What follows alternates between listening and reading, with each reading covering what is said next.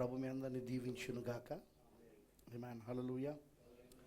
మరి ఈ ఉదయము ఈ నూతన సంవత్సరంలో 2026 ఈ కొత్త సంవత్సరంలో ప్రభు తన కృపచేత మనందరినీ ఈ విధముగా సమకూర్చినందుకు నేను ప్రభుకి మహిమ చెల్లిస్తూ ఉన్నాను.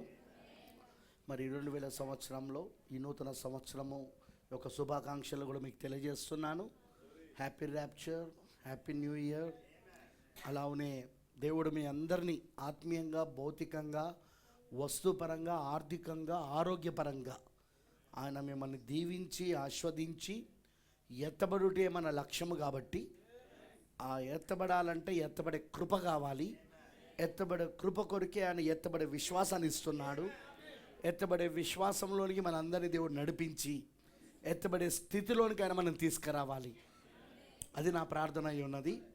మరి నన్ను ప్రేమతో ఆహ్వానించిన స్థానిక సంఘ కాపరి మరి పాస్టర్ అబ్రహాం గారికి నా ప్రత్యేకమైన వందనాలు తెలియజేస్తున్నాను. ఆయనకు, ఆయన కుటుంబానికి, సంఘానికి నా ప్రత్యేకమైన వందనాలు. మరి ఇక్కడ వివిధ ప్రాంతాల నుండి వచ్చిన దైవజనులు ఉన్నారు, చాలా ప్రాంతాల నుండి. మరి ప్రతి ఒక్కరికి నేను పేరు పేరున ప్రభువైన యేసుక్రీస్తు నామంలో నా యొక్క శుభములు మరి వందనాలు తెలియజేస్తున్నాను. దేవుడు మీ అందరినీ దీవించును గాక. ఈ నూతన సంవత్సరంలో మీ యొక్క పరిచర్యలు, మీ కుటుంబములు అత్యధికంగా దీవించాలన్నది నా ప్రార్థన అయి ఉన్నది. మరియు దేవుడు మిమ్మల్ని బలముగా వాడుకోవాలని, వధువుని మీ ద్వారా దేవుడు సిద్ధపరచాలని, ఎత్తబడుట కొరకు దేవుడు మిమ్మల్ని అందరినీ కూడా సిద్ధపరచాలన్నది నా ప్రార్థన అయి ఉన్నది. మరి మీరు తప్పకుండా మరి దేవుడు ఇంకా మిమ్మల్ని దీవించడము, ఆశీర్వదించడము ఆయన కృపపైన ఆధారపడి ఉన్నది. ఆయన కృప మీకు దేవుడు ఇచ్చును గాక. ఆమేన్. ప్రేమైన దేవుని పిల్లలారా, కొంచెం ఆలస్యం అయిపోయింది, ఎందుకంటే మేము వరంగల్ నుండి వచ్చాము. బట్ ఎనీవే మరలా మీ మధ్యలోనికి రావడం చాలా ఆనందంగా, సంతోషంగా ఉంది. మరి ఈ యొక్క మధ్యాహ్నము కొద్దిసేపు వర్తమానాన్ని చూసుకుందాం. చాలాసేపు ఏం కాదు. సాయంత్రం దేవుని చిత్తం అయితే మనము ఇంకా ఎక్కువ చూసుకోవడానికి ప్రయత్నం చేద్దాం. పరిశుద్ధ గ్రంథములో నుండి రోమీయులకు రాసిన పత్రిక 9వ అధ్యాయం చదువుకుందాము.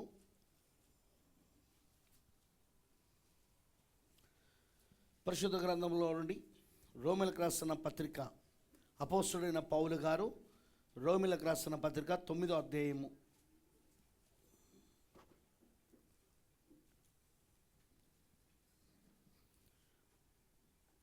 7వ వచనములు చదువుదాం. అబ్రహాము సంతానమైనంత మాత్రము చేత అందరూ పిల్లలు కారు, కానీ ఇసాకు వలనేది నీ సంతానం అనబడును. అనగా శరీర సంబంధులైన పిల్లలు దేవుని పిల్లలు కారు, కానీ వాగ్దాన సంబంధులైన పిల్లలు సంతానమని ఎంచబడుదురు. వాగ్దాన రూపమైన వాక్యం ఇదే: మీదడికి ఈ సమయమునకు వచ్చేదను, అప్పుడు శారాకు కుమారుడు కలుగును.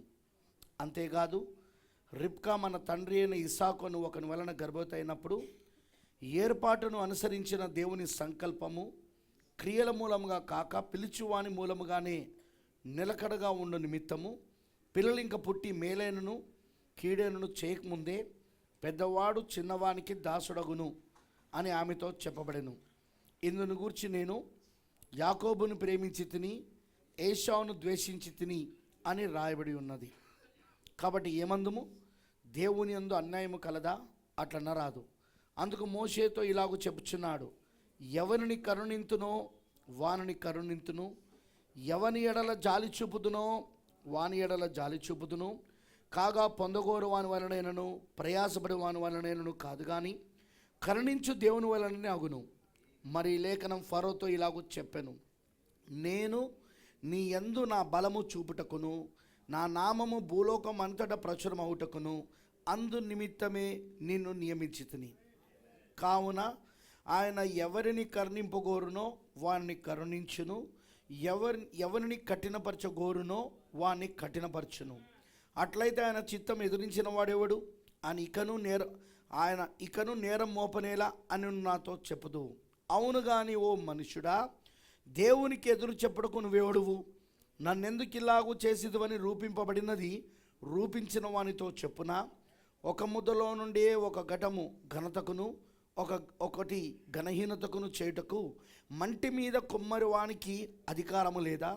అలాగూ దేవుడు తన ఉగ్రతను అగుపరచుటకును తన ప్రభావమును చూపుటకును ఇచ్చేయించిన వాడై నాశనమునకు సిద్ధపడు ఉగ్రత పాత్రమైన ఘటములను ఆయన బహుదీర్ఘశాంతముతో సహించనేమి. మరియు మహిమ పొందుటకు ఆయన ముందుగా సిద్ధపరిచిన కరుణా పాత్ర ఘటముల ఎడల, అనగా యూదుల్లో నుండి మాత్రమే కాక అన్యజనములలో నుండి ఆయన పిలిచిన మన ఎడల తన మహిమైశ్వర్యము కనపరచవలననేమి. ఆ ప్రకారం నా ప్రజలు కాని వారికి నా ప్రజలనియు, ప్రియురాలు కాని దానికి ప్రియురాలనియు పేరు పెట్టుదును. మరి జరుగున్నదేమనగా, మీరు నా ప్రజలు కారని ఒక చోట వారితో చెప్పబడెను. ఆ చోటనే జీవము గల దేవుని కుమారుడిని వారికి పేరు పెట్టుదునని హోషేయలో ఆయన చెప్పుచున్నాడు. 1:10 ఉంటుంది, హోషేయ 1:10. ఆమేనంటారా? దేవుడి మాటలను దీవించును గాక. లెట్స్ ప్రే, ప్రార్థించుకుందాం. ప్రభు అయిన దేవా, సర్వశక్తిమంతుడా, కృపామయుడైన తండ్రి, నీకు స్తోత్రాలు. చదవబడిన నీ వాక్యము ప్రభువా 1963లో ఫిబ్రవరి 28వ తారీఖున నువ్వు చేతిలో ఒక విప్పబడిన పుస్తకమును పట్టుకొని వచ్చావు. ఆ గ్రంథము తెరవబడింది. అవును ప్రభువా, అదే ఈ పరిశుద్ధ గ్రంథం.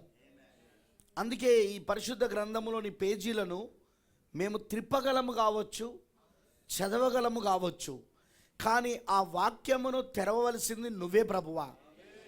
ఆల్రెడీ మేమిప్పుడు చదివినది అది తెరవబడి ఉన్నది. అది 7వ దూత ద్వారా కూడా అది నువ్వు బయలుపరిచి ఉన్నావు. అది ఇదివరకే 7వ దూత ద్వారా అది ప్రకటించబడి ఉన్నది ప్రభువా. దానినే మరొక్కసారి ఇప్పుడు నీ పరిశుద్ధాత్మ 5 రకాల పరీక్షలలో ఉన్న నీ సేవకుల ద్వారా అదిగో నీ వధువుకి అందిస్తున్నావు ప్రభువా. కొత్త రెవల్యూషన్, కొత్త ప్రత్యక్షత మేము ఏమి కలిగిలేము. ఈ ఉదయము మాకు కొత్త ప్రత్యక్షత ఏమీ లేదు ప్రభువా. ఆల్రెడీ వాక్యం తెరబడినది, అభిషేకించబడినది. కానీ ఇప్పుడు పరిశుద్ధాత్మ ఈ వాక్యాన్ని మా హృదయాలకు తెలవాలి. తెరవబడిన 7వ దూత యొక్క వర్తమానములో నుండి, ఆ వాక్యములో నుండి ప్రభువా, ఇప్పుడు అది మా పరిశుద్ధాత్మ మా హృదయములలో తెరిచి మా హృదయములలో దాన్ని అభిషేకించాలి ప్రభువా. అదే ఇప్పుడు మేము కోరుతున్నాం కూడా. నీ పిల్లలందరూ కూడా ప్రభు నీ పరిశుద్ధాత్మ చేత ఈ వాక్యము వాళ్ళ హృదయాలలో తెరవబడి మంచి నేలలో పడిన విత్తనము వలె ప్రతి ఒక్కరిలో అది ప్రభువా నాటబడి నూరంతలుగా అది ప్రత్యక్షపరచబడును గాక, అది వెల్లడవును గాక. నీ ప్రణాళిక, నీ సంకల్పమంతా మాకు బయలుపరచబడింది. అపోస్తుడైన పౌలు గారు ఇక్కడ అద్భుతమైన ప్రణాళికను మాకు బయలుపరుస్తున్నాడు. అది మాకు అర్థమవునట్టుగా నువ్వు చేయదేవా. నువ్వే అర్థము చెప్పేవాడివి, నీవే మాకు అర్థమవునట్లు చేసేవాడివి, అవగాహన వచ్చేటట్లు చేసేవాడివి, గ్రహింపు చేసేవాడివి నీవే. నీ పరిశుద్ధాత్మనే మా అంతరంగ బోధకుడిగా ఉండి ప్రతి ఒక్కరికి ప్రభువా ఈ విషయాలను అర్థమవునట్టుగా చేయును కాక. ప్రభువా, నేను ప్రార్థిస్తున్నాను. ఇక్కడ వచ్చిన నీ పిల్లలందరినీ దీవించు, ప్రతి ఒక్కరు నువ్వు ఆస్వాదించు, ప్రతి ఒక్కరు బలపరచమని నీకు సమర్పిస్తూ యేసుక్రీస్తు నామములో ప్రార్థిస్తున్నాము. Amen. Amen. Please visit on. కూర్చోనండి దయచేసి.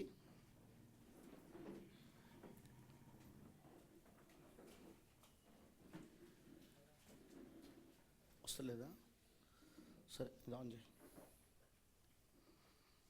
ప్రేమైన దేవుని పిల్లలారా, ఈరోజు దేవుని యొక్క వాక్యమును మీరు జాగ్రత్తగా చూడాలని నేను కోరుతున్నాను. Today I'm going to speak a small subject. ఒక చిన్న అంశం మీద నేను మాట్లాడకూరుతున్నాను. I believe that the holy ghost, పరిశుద్ధాత్మ ఇప్పుడు మన మధ్యలో ఉన్నాడని నేను నమ్ముతున్నాను నేను. ఆమేన్. హల్లెలూయా. మరి కొద్దిసేపు దేవుడు ఒక వాక్యంలో చూసుకుందాం. ఉదయము చాలాసేపు నేనేమి బోధించాను ఇక్కడ. I want to go some of the things. కొన్ని విషయాలను నేను బోధించాలని అనుకుంటున్నాను. మరి జాగ్రత్తగా దేవుడు ఒక వాక్యమును మీరు వినాలని నేను ఆశిస్తున్నాను. హల్లెలూయా. ఆమేన్ అంటారా? Now today morning message, I believe that, నేను నమ్ముతున్నాను, it will be reveals to you by the holy ghost. పరిశుద్ధాత్మ చేత అది మీకు బయలుపరచబడుతుందని. ఎందుకంటే యేసు స్పష్టంగా చెప్పాడు, అంతరంగ బోధకుడు ఆయన అంతరంగ బోధకుని గురించి మాట్లాడాడు. అంతరంగ బోధకుడు ఎవరో కాదు కానీ పరిశుద్ధాత్ముడు. అందుకే ఈరోజు ఆ అంతరంగ బోధకుడి పైన మనం అందరం ఆధారపడదాం. మరి జాగ్రత్తగా విందాం. అయితే నేను ఇప్పుడు వాక్యమునకు వెళ్ళే ముందు నేను కొన్ని విషయాలు ఇక్కడ ప్రవక్త కొటేషన్స్ నుండి నేను చదవాలని ఆశిస్తున్నాను. నా టైంని చూసుకోవడానికి నేను ఇక్కడ పెట్టుకుంటున్నాను, ఎందుకైనా మంచిది అని. ఎందుకంటే నాకున్న అలవాటు దాదాపు 1.5-2 గంటలు చెప్పడం, కానీ ఉదయం నేను అంతసేపు చెప్పదలుచుకోలేదు. I want to go some of the things. కొన్ని మెయిన్ హైలైట్స్కి వెళ్ళదలుచుకున్నాను, మిమ్మల్ని విశ్వాసంలో బలపరచాలని. అపోస్తుడైన పౌలు గారు, బాగా వినండి, అపోస్తుడైన పౌలు గారు ఇక్కడ ఏం మాట్లాడుతున్నాడు 9వ అధ్యాయంలో అంటే ఎన్నిక గురించి మాట్లాడుతున్నాడు. ఏం మాట్లాడుతున్నాడు? ఎన్నిక.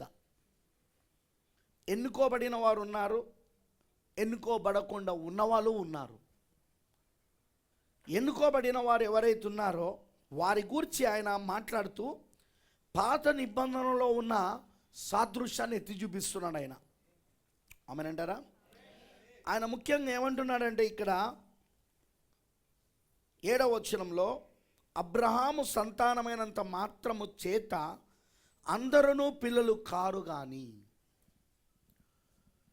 ఇంకో విధంగా చెప్పాలంటే క్రైస్తవులైనంత మాత్రము చేత అందరూ దేవుని పిల్లలు కారు కానీ, క్రైస్తవులైనంత మాత్రమున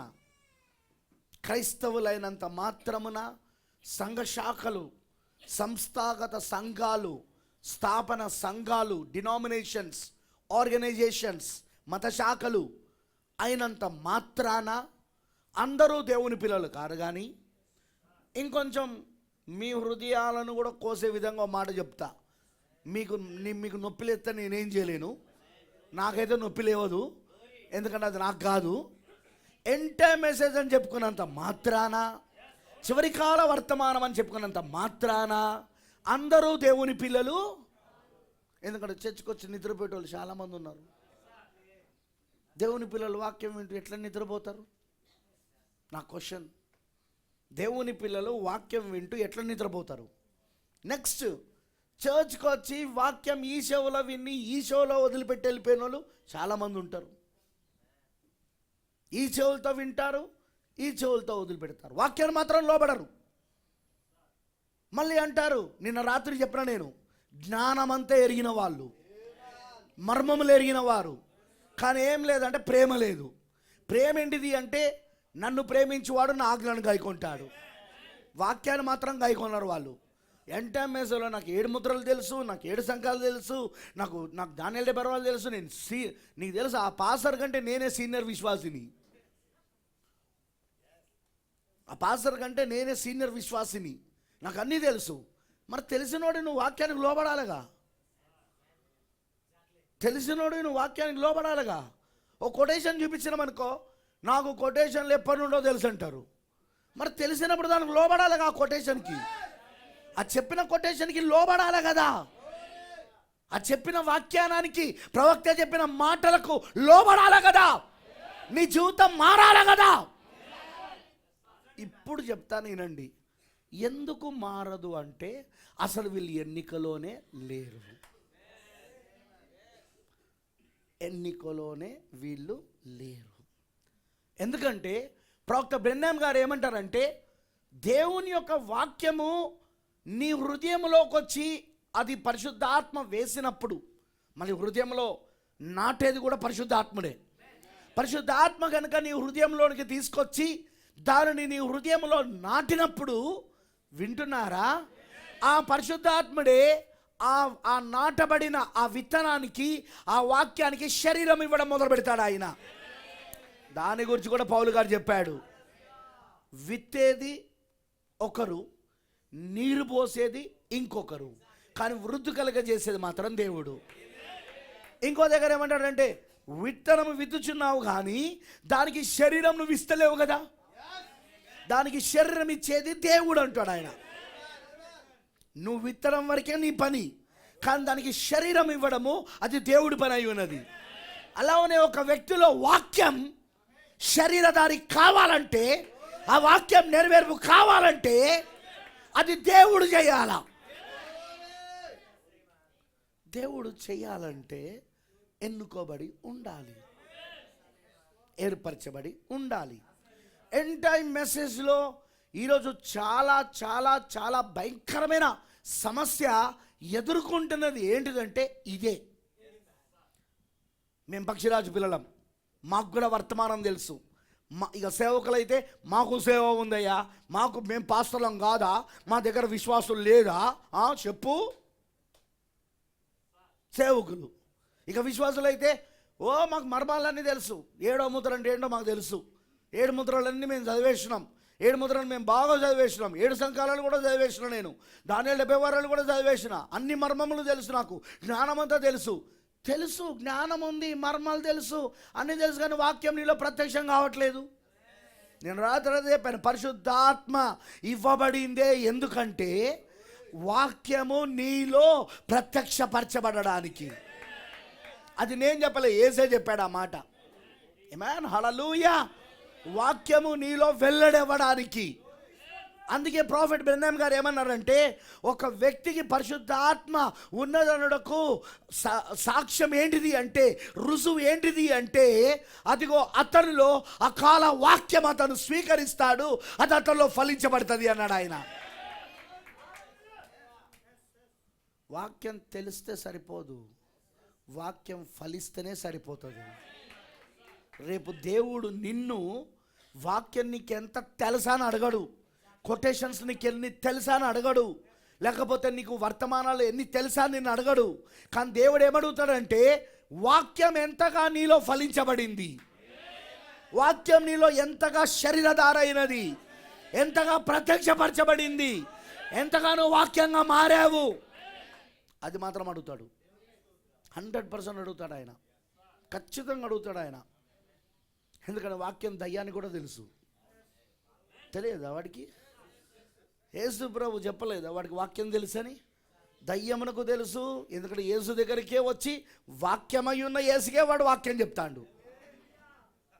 3 శోధనలో 2 శోధనలు ఏంటో తెలుసా? ఫస్ట్ శోధన తర్వాత 2వ శోధన 3వ శోధన చదివితే వాడు ఎత్తి చూపిస్తున్నది వాక్యానే. వాడు వాక్యమై ఉన్న యేసుకే వాక్యాన్ని చూపిస్తున్నాడు, వాడు వాక్యాన్ని ప్రశ్నిస్తున్నాడు. వాడు వింటున్నారా? ఆ తర్వాత వాని సంతానం శాస్త్రులు, పరిసయ్యులు, సదుకేయులు, హేరోదులు వచ్చి యేసు చుట్టూ తిరిగి అదిగో వాక్యంలో నుండే వాళ్ళు ప్రశ్న అడుగుతూ ఉన్నారు. వాళ్ళు బయట నుండి అడుగుతలేరు, వాళ్ళు చదవండి, సువార్తలు కరెక్ట్గా చదవండి, మత్తయి, మార్కు, లూకా, యోహాను సువార్తలు సరిగా చదవండి. మీరు బయట నుండి అడుగుతలేరు, వాళ్ళు వాక్యంలో నుండి అడుగుతున్నారు జీసస్ని. కానీ వాళ్ళు ఎవరు? సర్ప సంతానం. మళ్ళీ వాళ్ళు ఏమనుకున్నారు? మేము అబ్రాహాం సంతానం, మేము మోషే శిష్యులం, అబ్రాహాం సంతానం, ధర్మశాస్త్ర ఉపదేశకులం, పండితులం, మాకు మొత్తం తెలుసు. మాకు ఆవాలలో పుదీనాలో కూడా మేము దశమభాగాలు ఇస్తున్నాం తెలుసా? నువ్వు నేననియం ఆవాలలో దశమభాగాలు, కానీ వాళ్ళు ఇచ్చిళ్ళు. ఆవాలు ఎంతుంటాయమ్మా? ఇంట్లో వండే ఆవాలు ఎంతుంటాయమ్మా? దాంట్లో కూడా ఆవాలలో కూడా దశమభాగాలు ఇచ్చిళ్ళు వాళ్ళు. అంతగా మేము నీతిమంతులం అంటున్నారు వాళ్ళు. కానీ వాళ్ళని పట్టుకొని బాప్తిసం ఇచ్చేవాని అన్నాడు, సర్పములారా, సర్ప సంతానమా, రాబోయే ఉగ్రత నుండి తప్పించుకోవడానికి మీకు బుద్ధి చెప్పవాడేవాడు? ఆయన తర్వాత యేసు వచ్చేమన్నాడు వాళ్ళని చూసి, సర్పములారా, గడ్డిలోని పాములారా, సర్ప సంతానమా అని ఆయన పిలిచిండు. ఆయన ఇక్కడ మనం ఒక సంస్థకు చెందినంత మాత్రాన, ఒక సంఘశాఖకు చెందినంత మాత్రాన, ఒక సంఘానికి చెందినంత మాత్రాన నువ్వు క్రైస్తవుడు అయిపోవు. ఎన్నుకోబడి ఉండాలి. బ్రదర్, మరి వీళ్ళెందుకున్నారు? అది మన ప్రశ్న. వీళ్ళెందుకున్నారు? దాని జవాబు మనం చెప్పాల్సిన అవసరం లేదు, పౌలు గారు చెప్పేశాడు. ఏమని చెప్పాడు? ఒకే ఇంటిలో ఘనత కొరకు పాత్రలు ఉంటాయి, ఘనహీనత కొరకు పాత్రలు ఉంటాయి. మీరు అనొచ్చు, దేవుడు అన్యాయస్తుడు కాదు అట్లా చేయడం అంటే. మంటి పైన కుమ్మరవానికి అధికారము లేదా? అది కుమ్మరవాని ఇష్టం. ఏ పాత్రగా చేయాలో అది ఆయన ఇష్టం. అందుకే దానికి మంచి ఉదాహరణ పాత నిబంధనలో ఆయన ఎక్కడి నుండి తీసుకున్నాడంటే, హల్లెలూయా, కూర్చోమని బ్రదర్, మంచి ఉదాహరణ ఆయన పాత నిబంధనలో ఆయన ఎక్కడి నుండి తీసుకున్నాడంటే ప్రియులారా, హల్లెలూయా, అదిగో మోషే మరియు ఫరో. దేవుడు ఫరోని ఎందుకు పెట్టాడట? తన ఉగ్రతను కనపరచడానికి.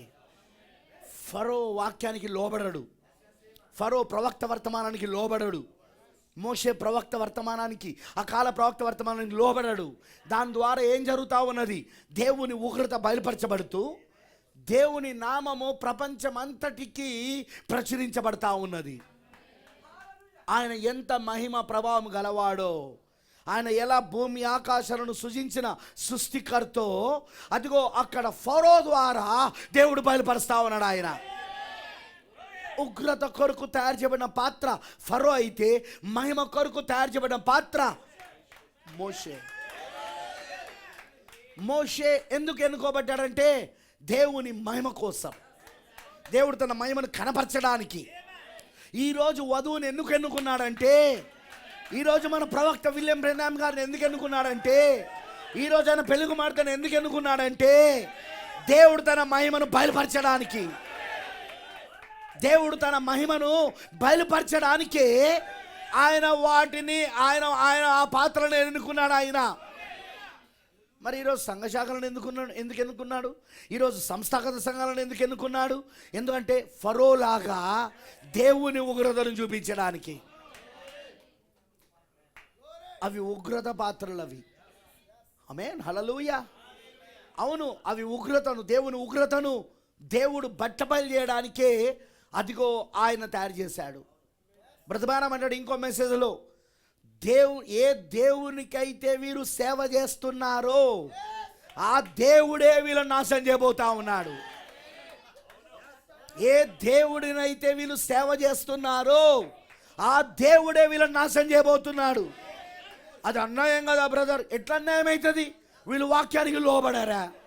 వాక్యానికి బదులుగా ఆచారాలు, సాంప్రదాయాలు, మానవ కల్పిత బోధలు, సిద్ధాంతాలు, పండుగలు, ఇవి తప్ప ఇంకేమైనా అంగీకరిస్తారా వీళ్ళు? అంగీకరించారు. వాక్యం ఎంత చెప్పు. సారీ మా సంఘం అట్లా చెప్తలేదు, సారీ మా పాస్టర్ అట్లా చెప్తలేడు, సారీ మా సంస్థ అట్లా చెప్తలేదు, లేదు పాస్టర్ గారు, లేదు లేదు లేదు, సారీ. ఏందే ఆయన అట్లా చెప్తున్నాడు ఏందే? నేను ఆ మధ్యలో ఒక మెసేజ్ చెప్పాను. అది ఎక్కడ అంటే, మా చర్చ్ బిలీవర్ వాళ్ళ అమ్మగారు చనిపోయారు. చనిపోతే జ్ఞాపకార్థ కూడికలో నేను చెప్పాను. అది యూట్యూబ్లో ఉంది, రీసెంట్గా జరిగింది. అది అక్కడే వరంగల్లో క్రిస్టియన్ కాలనీలో పెట్టినాం. అక్కడ నేను వచ్చిన వాళ్ళందరూ ఎవరంటే మన చర్చ్ బిలీవర్స్ కూడా ఉన్నారు. ప్లస్ ఆయన బంధువులంతా బ్యాప్టిస్ట్ వాళ్ళు, హెబ్రోన్ వాళ్ళు, నానా రకాల సంస్థలు, వాళ్ళందరూ వచ్చారు, అక్కడ కూర్చున్నారు. నేను ఇక్కడ ప్రసంగం చెప్తాను, గొర్రెపిల్ల భార్య, గొర్రెపిల్ల పెళ్ళి, అవన్నీ నేను చెప్తా ఉంటే, ఏందయ్యో ఏ ప్రభు పెళ్ళి చేస్తాడట ఈయన, ఏం బోధ ఇది? యేసు ప్రభు పెళ్లి చేస్తాడట ఈయన, ఏందా బోధ? ఎట్లుంటారు వీళ్ళంతా? ఎవరు బ్యాప్టిస్ట్లో కూర్చున్నా మేమే. నేనన్నా, అబ్బా ఎంత అమాయకురాలుగా ఉన్నావు నువ్వు. మిడిగా ఈ పిల్లగలకు వచ్చి చెప్తున్నారు, కామెంట్ చేస్తున్నారని. వాళ్ళు కూర్చొని కామెంట్ చేస్తున్నారు. వాళ్ళు వచ్చి కామెంట్ చేస్తున్నప్పుడు వాళ్ళు మనోళ్ళు విని నాకు చెప్తున్నారు, పాస్టర్ గారు ఇట్లా అంటున్నది ఆమె అంటే. ఎంత అమాయకులు చూడు వాళ్ళకు, ఎంత అమాయకులు చూడండి వాక్యంలా. అదే క్రిస్మస్ గురించి చెప్పంటే లేసెగరొట్టోళ్ళు,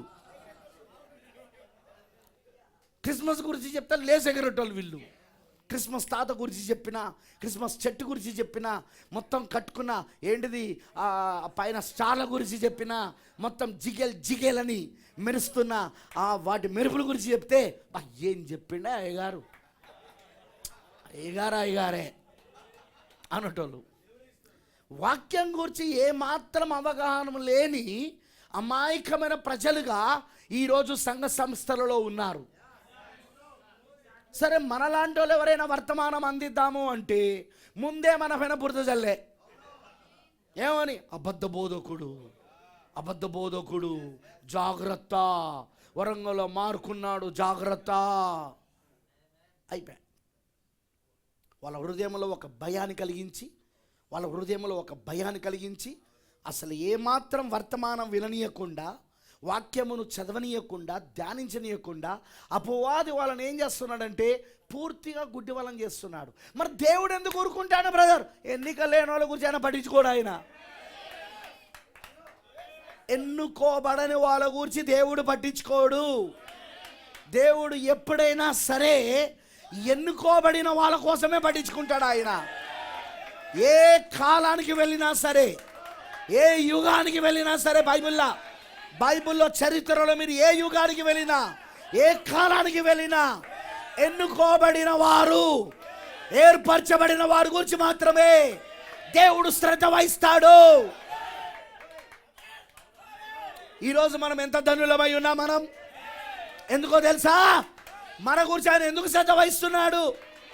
ఎక్కడో హిందుత్వంలో చావాల్సిన మనము, ఎక్కడో హిందూగా ఉండి, హిందూగా పుట్టి, హిందూగా జీవించి, హిందూగా చావాల్సిన నాలాంటి వాడు, ఎక్కడో సంఘ శాఖలో ఉండి చావాల్సిన వాళ్ళము, ఎక్కడో నామకార్థ క్రైస్తత్వంలో చావాల్సిన వాళ్ళము, ఆయన మనల్ని ఎన్నుకొని, ఆయన మనల్ని ఏర్పరచుకొని, ఆయన మనల్ని బయటికి తీసుకొచ్చి ఈ వర్తమానంలో మనల్ని నిలబెట్టి ఈ వాక్యం మనలో శరదారోహణలు చేస్తున్నాడు. ఈ వాక్యం మనలో ప్రత్యక్షపరుస్తున్నాడు. ఈ వాక్యములో మనలో ప్రత్యక్షపరిచి మహిమ పొందుకుంటున్నాడు ఆయన. ఇంకా నేడి కూడా యేసుక్రీస్తు సజీవుడిగా ఉన్నాడు. ఆయన మారని దేవుడు. ఆయన నిన్న నేడు నిరంతరము ఒకటే రీతిగా ఉన్నాడు ఆయన అని ఇప్పటికీ చూపించుకుంటున్నాడు ఆయన. ఎవరి ద్వారా? ఏర్పరచబడిన, ఎన్నుకోబడిన, కృప పొందుకున్న మన ద్వారా చేస్తా ఉన్నాడు ఆయన. నేను అప్పుడప్పుడు అనుకుంటాను, నేను పుట్టి పెరిగిందంతా హిందుత్వంలో. నాకు అసలు క్రైస్తవుల గురించి ఏం తెలియదు నాకు. ఎందుకంటే అసలు క్రైస్తవుల యొక్క వాసన కూడా లేని వీధిలో పుట్టిన, క్రైస్తవులనే వాసన కూడా తెలియని వీధిలో పుట్టిన, అలాంటి వీధులలో పెరిగిన, అలాంటి కుటుంబంలో పెరిగిన క్రైస్తవులంటే వాసన కూడా. కానీ దేవుడు నన్ను ఏర్పరచుకున్నందుకే కదా, జగద్పునాది వేవడక మునుపు ఆయన నన్ను ఏర్పరచుకున్నందుకే కదా, ఆయన నా పైన కృప చూపించి అందులోను ఆయన నన్ను బయటికి తీసుకొచ్చి మళ్ళీ సంఘ శాఖలోకి వెళ్ళకుండా ఈ గడియ వర్తమానంలో పెట్టి తను మహిమగల పాత్రగా నన్ను వాడుకుంటా ఉన్నది. ఆయనను, ఆయన వాక్యాన్ని, ఆయన వర్తమానాన్ని నా ద్వారా ప్రత్యక్షపరచుకుంటూ, నా ద్వారా బయలుపరుచుకుంటూ, హల్లెలూయా, ఈరోజు ఆయన మహిమగల పాత్రగా పెట్టాడు. ఆయనను మహిమపరిచే పాత్రగా, ఆయనను ఘనపరిచే పాత్రగా. నువ్వు నేను ఈ పాత్ర ఏం మన కాదు ఘనత, మన ద్వారా ఆయనకు మహిమ రావడానికి, మన ద్వారా ఆయన నామం కనపరచడానికి ఆయన మనల్ని ఎన్నుకున్నాడు ఈ రోజున.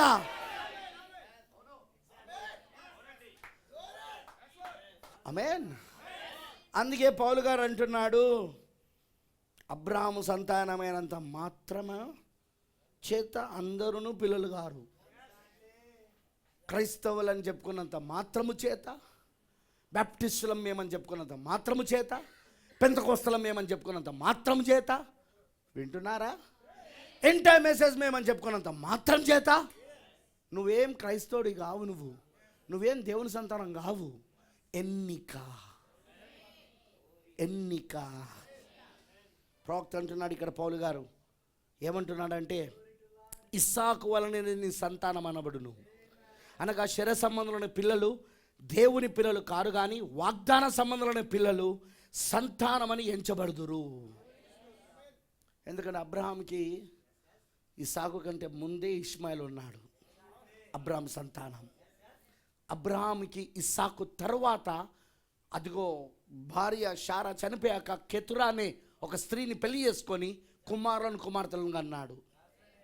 చదవండి, మీరు బైబిల్లో ఉండాలంతా. కుమార్తెలను. అలా అబ్రహాము సంతానం అని చెప్పుకున్నంత మాత్రాన వాళ్ళందరూ పిల్లలు అనబడరు. వాళ్ళంతా వాగ్దానం, ఎన్నిక, ఏర్పాటు.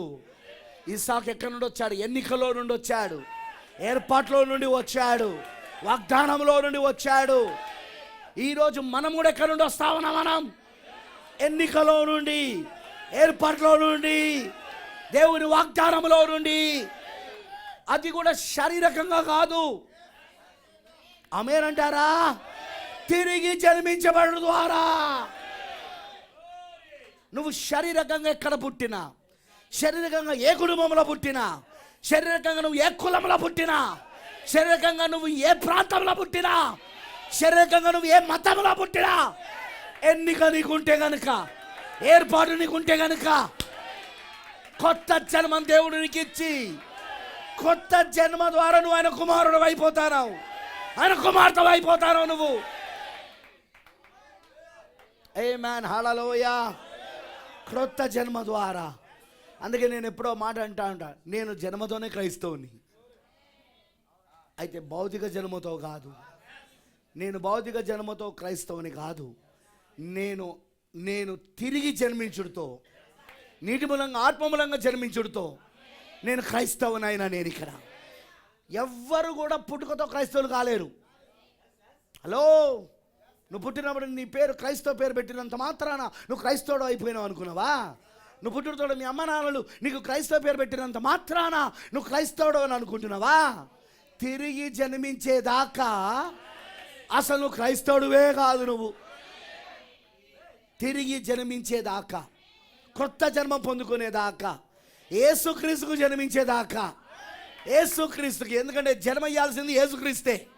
ఆయన ప్రక్కలో పొడిచినప్పుడు నీరు, రక్తము, ఆత్మ, అవునా, 3 పదార్థాలు వచ్చినాయి అక్కడ. ఒక తల్లి గర్భంలో నుండి బిడ్డ రావాలంటే ముందు నీళ్లు, ఉమ్మ నీరు బయటకు వస్తుంది, ఆ తర్వాత రక్తం బయటకు వస్తుంది, ఆ తర్వాత ఆ బిడ్డ బయటకు వచ్చినప్పుడు ఆ ఆత్మ ఆ బిడ్డలోనికి ప్రవేశిస్తుంది. అప్పుడు అది జన్మ జరిగింది అక్కడ. సహజమైన జన్మ ఆత్మ సంబంధమైన జన్మకు సాదృశ్యంగా ఉన్నది, ఛాయగా, నీడగా ఉన్నది. యేసు సిలువలో నీకు జన్మనిచ్చాడు. యేసు సిలువలో ఆయన ప్రక్కలో పొడిచినప్పుడు ఆ నీరు, రక్తం, ఆత్మ ద్వారా నువ్వు జన్మించబడుతున్నావు. అలా జన్మించబడినప్పుడే నువ్వు జన్మతో కూడిన క్రైస్తవుడివి. లేదు మా ముత్తాతలు క్రైస్తవులే, మా తాతలు క్రైస్తవులే, మా నాన్నలు క్రైస్తవులే, మేము క్రైస్తవులమే, ఈ సంఘాన్ని నరసరబేటలో ఈ సంఘాన్ని స్థాపించింది ఎవరు అనుకుంటున్నావు? మా ముత్తాత రెవరెండ్ అయినా, బిషప్ అయినా. శారీరకంగా పుట్టిన పిల్లలందరూ సంతానం అనబడరు. వాళ్ళు వాగ్దానముతో పుట్టిన వాళ్ళే. వాగ్దానం ఉన్నోడికే తిరిగి జన్మ జరుగుతుంది. వాగ్దానం ఉన్నోడికే యేసుక్రీస్తు జన్మనిస్తాడు. వాగ్దానం లేనోడికి యేసుక్రీస్తు జన్మని ఇవ్వడు ఆయన. ఆమేన్, హల్లెలూయా. ప్రేమైన దేవుని పిల్లలారా, అదే చెప్తున్నాడు ఇక్కడ. అందుకే ఇస్సాకు వలననే నీ సంతానం అనబడునని దేవుడు అబ్రాహాముతో చెప్పాడు. మీరు ఆదికాండం 24వ అధ్యాయంలో మీరు చూస్తే దేవుడు అబ్రాహామును పరీక్షించాలని అనుకున్నప్పుడు నీకు ఒక్కగానొక కుమారుడైన ఇస్సాకును తీసుకెళ్ళి బలియమన్నాడు. అక్కడ మాట ఏం వాడినంటే ఒక్కగానొక కుమారుడు. పెద్ద కుమారుడు లేడా? ఇస్సాకు కంటే ముందు పెద్ద కుమారుడు లేడా? వినబడతలేదు నాకు. ఉన్నాడా లేదా? మరి దేవుడు ఏ విధంగా ఒక్కగానొక కుమారుడు అని అంటాడు? అతను కూడా అబ్రాహాము పుట్టినోడే కదా. పుట్టింది హగరుకైనా, అవునా, జీవం వచ్చేది పురుషుల్లో నుండే కదా. అవునా కాదా అండి? జీవం వచ్చేది ఎక్కడి నుండి? పురుషుల్లో నుండే కదా. అబ్రాహాములో నుండే కదా వచ్చింది. అక్కడ ఆ రేతస్సు అబ్రాహాములో నుండే కదా, ఆ జీవం అబ్రాహాములో నుండే కదా వచ్చింది. అయినా దేవుడు ఏమంటున్నాడంటే నీ ఒక్కగానొక కుమారుడు. అంటే దేవుని దృష్టిలో హల్లెలూయా, అబ్రాహాముకి ఎంతమంది పిల్లలున్నా వాగ్దానముతో పుట్టిన ఇస్సాకు మాత్రమే అబ్రాహాము కుమారుడు. అదే విధంగా ఈరోజు ఎంతమంది క్రైస్తవులున్నా వాగ్దానముతో తిరిగి జన్మించబడిన వాడే, వాగ్దానముతో, ఏర్పాటు, ఎన్నికతో, కృప పొందుకున్న వాడితో తిరిగి జన్మించబడిన వాడే దేవుని దృష్టిలో కుమారులు, కుమార్తెలై ఉన్నారు. ఆ రోజున తీర్పు రోజున అనేకులు ఆయన దగ్గరకు వచ్చి, ప్రభువా మేము మా ఇంటిని అలంకరించుకోలేదా క్రిస్మస్ అప్పుడు? ప్రభువా స్టార్ పైన కట్టుకోలేదా? ప్రభువా ప్రభువా మేము చెట్టు పెట్టుకోలేదా ప్రభువా, ప్రభువా మేము బహుమతులు ఇవ్వలేదా క్రిస్మస్ తాత వేషం వేసుకొని? అప్పుడు ఆయన అంటాడు, అసలు ఎవరు మీరు? అదేంటి ప్రభువా నన్ను మర్చిపోయినావా? నిన్ను మర్చిపోవడానికి అసలు నువ్వు ఉంటేగా నాకు గుర్తు, అసలు నువ్వు నా మెమొరీలో ఉంటే కదా నిన్ను మర్చిపోయానని అనడానికి. ఫస్ట్ ఆఫ్ ఆల్ నా మెమొరీలో నువ్వు లేవు, అసలు నా జ్ఞాపకంలో నువ్వు లేవు అసలు. ఎందుకంటే దేవుడికి మరపనే గుణలక్షణం లేదు. ఆయన ఏది మర్చిపోడు. ఆయన ఆశీర్వాదాలు మర్చిపోడు, శాపాలు మర్చిపోడు. ఆయన ఆశీర్వాదాలు మర్చిపోడు, శాపాలు మర్చిపోడు. ఆయన ఏమన్నాడు, భూమి ఆకాశంలో గతించవచ్చు కానీ నా మాట తప్పక నేయడం జరుగునన్నాడు ఆయన. ఆమేన్, హల్లెలూయా. అర్థమైందా నేను చెప్పింది? కాబట్టి ఆయన ఎట్లా మర్చిపోడు ఆయన. కానీ ఫస్ట్ నువ్వు లేవు కదా, నన్ను గుర్తు చేసుకో ప్రభువా అని అందామంటే, గుర్తు చేసుకోవడానికి ఆయనకు మరపనే రోగము లేదు, అదొకటి. రెండవది మరపనే రోగమే లేదు ఆయనకు. రెండవది హల్లెలూయా, అసలు ఆయన జ్ఞాపకంలో లేవు కదా, అసలు ఆయన మనసులో నువ్వు లేవు కదా. ఆయన మనస్సు అనే గర్భంలో నువ్వు ఉండి ఉంటే నీకు కొత్త జన్మనిచ్చేవాడు ఆయన. జగత్ పునాది వేపడక మునిపే, లోక పునాదులు వేపడక మునిపే ఎవరినైతే ఆయన తన మనస్సు అనే గర్భంలో ఏర్పరచుకున్నాడో వాళ్ళందరికీ నీటి ద్వారా, రక్తము ద్వారా, ఆత్మ ద్వారా జన్మనిస్తా ఉన్నాడు ఆయన. వాళ్ళందరూ వాగ్దానముతో పుట్టిన పిల్లలు వాళ్ళు. ఆమేనంటారా? ప్రైజ్ ది లార్డ్, హల్లెలూయా. అంతేకాకుండా వాగ్దాన రూపకమైన వాక్యం ఇదే, మీదడికి ఈ సమయమునకు వచ్చేదను, అప్పుడు శారా కుమారుడు కలుగును. వాగ్దానమేనా అది? మీదడికి ఈ సమయమునకు వచ్చేదను చెప్పిండా? ఇది ఎక్కడ చెప్పాడు? ఆదికాండం 18. ఆమేన్, ఆమేన్. అంటే ఇప్పుడు ఎక్కడికి వెళ్ళాడు ఇప్పుడు ఈయన పౌలు గారు? ఆదికాండం 18కి వెళ్ళాడు ఆయన. బాబు, ఆదికాండం 18 అంటే ఏమైనా అర్థమవుతుందా? హలో సార్, ఆదికాండం 18 అంటే ఏమైనా అర్థమవుతా ఉన్నదా?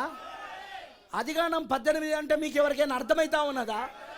ముఖ్యంగా ఏంటి మెసేజ్ వాళ్ళకి అర్థమవుతా ఉన్నదా? ఎందుకంటే ఈ గడియ వర్తమానమే ఆదికాండం 18. ఎల్లోహిం మానవ శరీరంలో వచ్చుట. ఓయ్ వినండి ఇక్కడ అందరూ, ఎల్లోహిం మానవ శరీరంలో వచ్చుట. ఏకైక మనిషి కుమారుడు మానవ శరీరం దాల్చుకొని అబ్రాహాము శారాల గుడారం దర్శించుట. దర్శించినప్పుడు ఏం జరిగింది బ్రదర్? తాను ఎల్లోహిం అని, తానే ఆ మనిషి కుమారుడని, తానే మెస్సయ్య అనే సూచన అబ్రాహాము శారాలకు చూపించాడా? ఏంటిదా సూచన? మెస్సయ్య సూచన హృదయ రాష్ట్రాలు బయలుపరచుట. శారా మనసులోని ఆలోచనలు బయలుపరిచాడా ఆయన? శారా మనసులోని ఆలోచనలు బయలుపరిచాడా ఆయన? ఆమేనంటారా? అప్పుడు ఏం జరిగింది? వాళ్ళిద్దరి శరీరాలు మార్పు చెంది వాగ్దాన కుమారుడైన ఇస్సాకును వాళ్ళు పొందుకోగలిగారు. ఆమేనంటారా? అర్థమైందని చెప్పింది. వాళ్ళు వాగ్దాన కుమారుడైన ఇస్సాకును ఎలా పొందుకోగలిగారు అంటే శరీరం మార్పు ద్వారా. వాళ్ళు అబ్రాహాంకి అప్పటికే 99 సంవత్సరాలు, శారాకి అప్పటికే 89 సంవత్సరాలు. లేఖనం అలా చెప్తుంది. హల్లెలూయా. వారు బహుకాలం గడిచిన వృద్ధులుగా ఉన్నారు వాళ్ళు. ఆమేనంటారా? ప్రతి నెల జరగవలసిన ఆ ఋతుక్రమం ఏదైతే స్త్రీలకు ఉంటుందో అది ఆమెకు ఎప్పుడో 45 ఏళ్ల క్రితమే ఆమెకు అది ఆగిపోయింది ఆమెకు. హల్లెలూయా. దేవుడు ఆమెకు సంతానం ఇస్తాను, శారా వలన నేను నీకు కుమారుని ఇస్తానని దేవుడు అబ్రాహాముకి వాగ్దానం చేసినప్పుడే ఆమెకు ఆల్రెడీ ఋతుక్రమం ఆగిపోయి ఉన్నది. ఆమెకు పిల్లలు పుట్టే ఛాన్స్ లేదు అక్కడ. ఆయన అబ్రాహాము విశ్వాసంతో నమ్మాడు, లేఖనాన్ని నమ్మాడు. ఆమేన్, హల్లెలూయా. వాక్యాన్ని నమ్మాడు, దేవుని నమ్మాడు. అందుకే అబ్రాహాము ఈరోజు విశ్వాసులకు తండ్రి అని పిలువబడుతున్నాడు. ఈరోజు నువ్వు ఎట్లా నమ్మాలి? ఛాన్స్ లేనప్పుడే నువ్వు నమ్మాలి వాక్యాన్ని. అవకాశం లేనప్పుడే. డాక్టర్లు చెప్తారు, ఇక నిన్ను బాగు చేయడం ఎవరి వల్ల కాదు, నీ పని అయిపోయింది, నువ్వు చావడానికి దగ్గరలో ఉన్నావు. అక్కడ నువ్వు నమ్మాలి. డాక్టర్ల రిపోర్ట్లను కాదు, ఎక్స్రేలను కాదు, సిటీ స్కాన్ని, ఎంఆర్ఐ స్కానింగ్ని కాదు. నువ్వు నమ్మాల్సింది ఎక్కడంటే వాక్యాన్ని. అదే అబ్రాహాము విశ్వాసం. అబ్రాహాము విశ్వాసం అదే. ఏదైతే జరగదని వాళ్ళు అంటారో అక్కడ దేవుడు జరిగిస్తాడు అనే ఇవ్వడమే విశ్వాసం అయి ఉన్నది. అర్థమైందా? చూస్తే పరిస్థితులన్నీ వ్యతిరేకంగా ఉన్నాయి, చూస్తే అది జరగడం సాధ్యం కాదనిపిస్తుంది. కానీ వాక్యం ఏమంటుందంటే సమస్తము సాధ్యమే. నమ్మిన వారికి సమస్తము సాధ్యమే. వాగ్దానాన్ని నమ్మిన వాడికి సమస్తము సాధ్యమే. అర్థమైంది అందరికీ? పరిస్థితులు చూసావనుకో అది నీకు సాధ్యం కాదు. చుట్టూ పరిస్థితులను చూసావనుకో అది నీకు సాధ్యం కాదు. కానీ నువ్వు ఎప్పుడైతే వాగ్దానంను నమ్ముతూ, ప్రభు నేను వాగ్దానం నమ్ముతున్నా, నువ్వు వాగ్దానం చేసావు, వాక్యంలో వాగ్దానం ఉంది, ఈ వాగ్దానం ప్రకారం నేను నమ్ముతానా ప్రభువా, నేను విశ్వసిస్తున్నా ప్రభు అంటావో, మార్గం లేని చోట మార్గాన్ని ఏర్పాటు చేస్తాడు.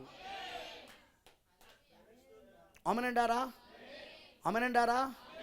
యోషువ కాలములో అదిగో ఆ లేవీయులు, ఆ యాజకులు వాళ్ళ భుజముల పైన ఆ మందస్సమును పట్టుకొని వారు ఎప్పుడైతే గట్లు తెగి పారుతున్న యోర్దాను నదిలో అడుగుపెట్టారో, వాళ్ళ పాదాలు ఎప్పుడైతే ఆ నీళ్లు తాగినాయో, ఎక్కడి నుండి అది ప్రవహిస్తా ఉన్నదో అక్కడి నుండి దేవుడు ఆపేశాడు.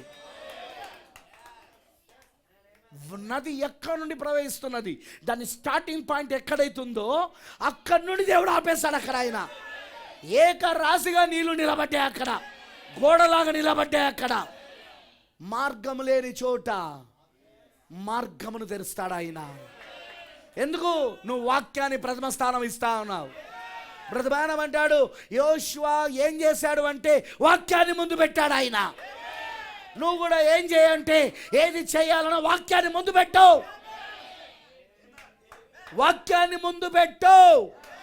నీ శక్తి కాదు, నీ బలము కాదు, నీ జ్ఞానము కాదు, నీ పలుకుబడి కాదు, నీ డబ్బు కాదు, నీ మేధాశక్తులు కాదు, లేకపోతే నీ యొక్క చదువులు కాదు, నీ డిగ్రీలు కాదు.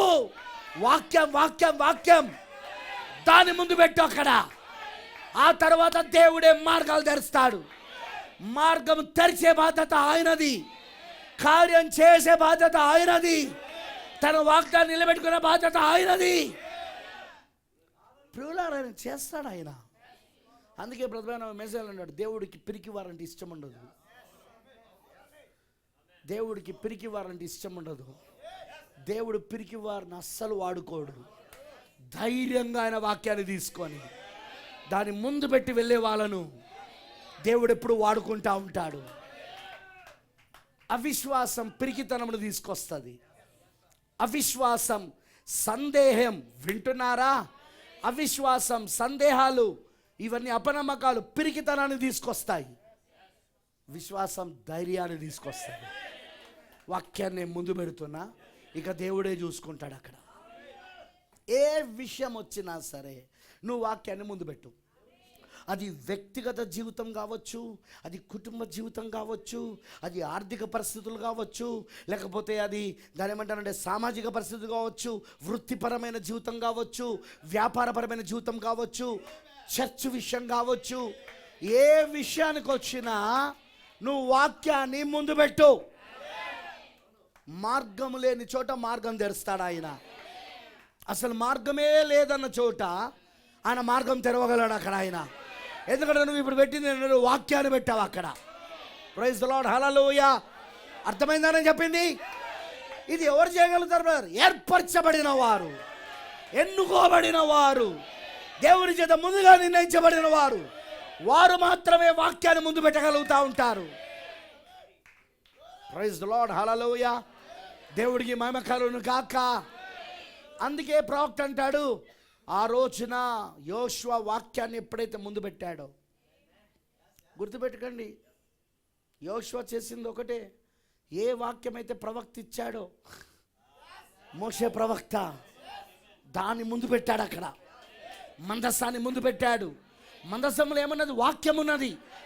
అలానే ఈరోజు కూడా ఏ వాక్యం అయితే మన కాల ప్రవక్త, మన కాల మోషే, మన కాల మోషే మన కాల ప్రవక్త ఏదైతే ఇచ్చాడో దాన్ని ముందు పెట్టు. మార్గం తెరవడం ఆయన పనిగా, కార్యం చేయడం ఆయన పనిగా, అద్భుతాలు చేయడం ఆయన పని, ఆశ్చర్యాలు జరిగించడం ఆయన పని. లేని వాటిని ఉన్నట్టుగా, ఉన్న వాటిని లేనట్టుగా చేయగలిగేవాడు ఆయన. అది ఎలా జరుగుతుందని నువ్వు ఆలోచించకు, అది ఎలా అవుతుందని నువ్వు ఆలోచించకు. వాక్యం పెట్టావుగా ముందు, వాగ్దానం పెట్టావు కదా ముందు, ఎలా చేయాలో దేవుడు అది చేస్తాడు. అబ్రాహాం ఏం చేశాడు? వాక్యాన్ని ముందు పెట్టాడు. వచ్చిన ప్రతి ఒక్కరికి వాక్యమే చెప్తున్నాడు. నువ్వు ముసలోడు అయిపోయినావు, నీ భార్య అయితే అప్పుడే ముసలిది, ఇంకా పండు ముసలిది అయింది. ఉన్న నల్లెంటికలు కూడా తెల్లెంటికలు అయిపోయినాయి. మొన్నటిదాకా కొన్ని 3-4 నల్లెంటికలు కనబడ్డాయి, కానీ ఇప్పుడు అది కూడా కనబడతలేదు. నీ భార్యను చూస్తున్నావు నువ్వు, ఈమె ద్వారా నీకు కుమారుడు పుడతాడా? ఆయన ఒకటే, నేను వాక్యం ముందు పెట్టిన, ఐ బిలీవ్ ఇట్, నేను నమ్ముతానా దాన్ని. హల్లెలూయా, నేను దాన్ని నమ్ముతాను, అంతే అంతే. Praise the lord. ఎలా ఎలా ఎలా ఎలా ఎలా ఎలా ఎలా నమ్ముతారు? నాదులో నమ్ముతారు అంతే. ఎలా జరుగుతుందో చెప్పు, నాదులో ఎట్లా జరుగుతుందో ఐ డోంట్ నో. హల్లెలూయా. వయసును రివర్స్ చేశాడు అక్కడ, వయసును రివర్స్ చేశాడు. పాప మన సైంటిస్టులు చాలా ప్రయత్నం చేస్తున్నారు ముసలోని యవనస్తుడుగా చేద్దామని, అవ్వట్లే. ఎంత ట్రై చేస్తున్నా అవ్వట్లే. 50 సంవత్సరాల నుండి వాళ్ళు ప్రయత్నం చేస్తూనే ఉన్నారు. వాళ్ళు ముసలి వాళ్ళని ఎలాగైనా మళ్ళీ యవనస్తులుగా మార్చాలని. కానీ వాళ్ళకు తెలియని ఒక సూత్రం ఉంది, వాళ్ళకు తెలియని ఒక టాబ్లెట్ ఉంది, వాళ్ళకు తెలియని ఒక మందు ఉన్నది. అబ్రాహాము శారాల వయసుని ఏం చేసింది? అది మరలా తిరిగి రివర్స్ చేసింది, యవనస్తులుగా మార్చింది అక్కడ. ఈరోజు అదే టాబ్లెట్ మనం కూడా వాడతాం. ఒక రోజు ఉదయమున, ఈ దినములలో ఒక ఉదయమున 6 నుండి 9 మధ్యలో, ప్రైజ్ ది లార్డ్, హల్లెలూయా, ఏం కాబోతున్నాం మనం? తిరిగి యవనస్తులుగా, 18 ఏళ్ల యువతిగా, 18-20 సంవత్సరాల యువకుడిగా, యువకులుగా మారిపోయి, ఈ భూమి ఆకర్షణ శక్తి కూడా మనల్ని ఆపలేదు. యేస్, హల్లెలూయా. ఈ భూమి ఆకర్షణ శక్తి కూడా మనల్ని ఆపలేదు. దీనికి విరోధంగా మనం ఎగిరిపోబోతున్నాం. అది కూడా మరొక ప్రపంచానికి, అది కూడా మరొక డైమెన్షన్కి. వాడతానా మెడిసిన్? ఓయ్, వాడుతున్నారా? అబ్రహాం వాడుతున్న మెడిసిన్ మీరు వాడుతున్నారా? వాడుతున్నారా? అబ్రహాం ఏ మెడిసిన్ మారిండో అది కూడా మీకు ఆల్రెడీ చూపిస్తాను నేను ఇక్కడ. అదే మెడిసిన్ మీరు కూడా వాడండి.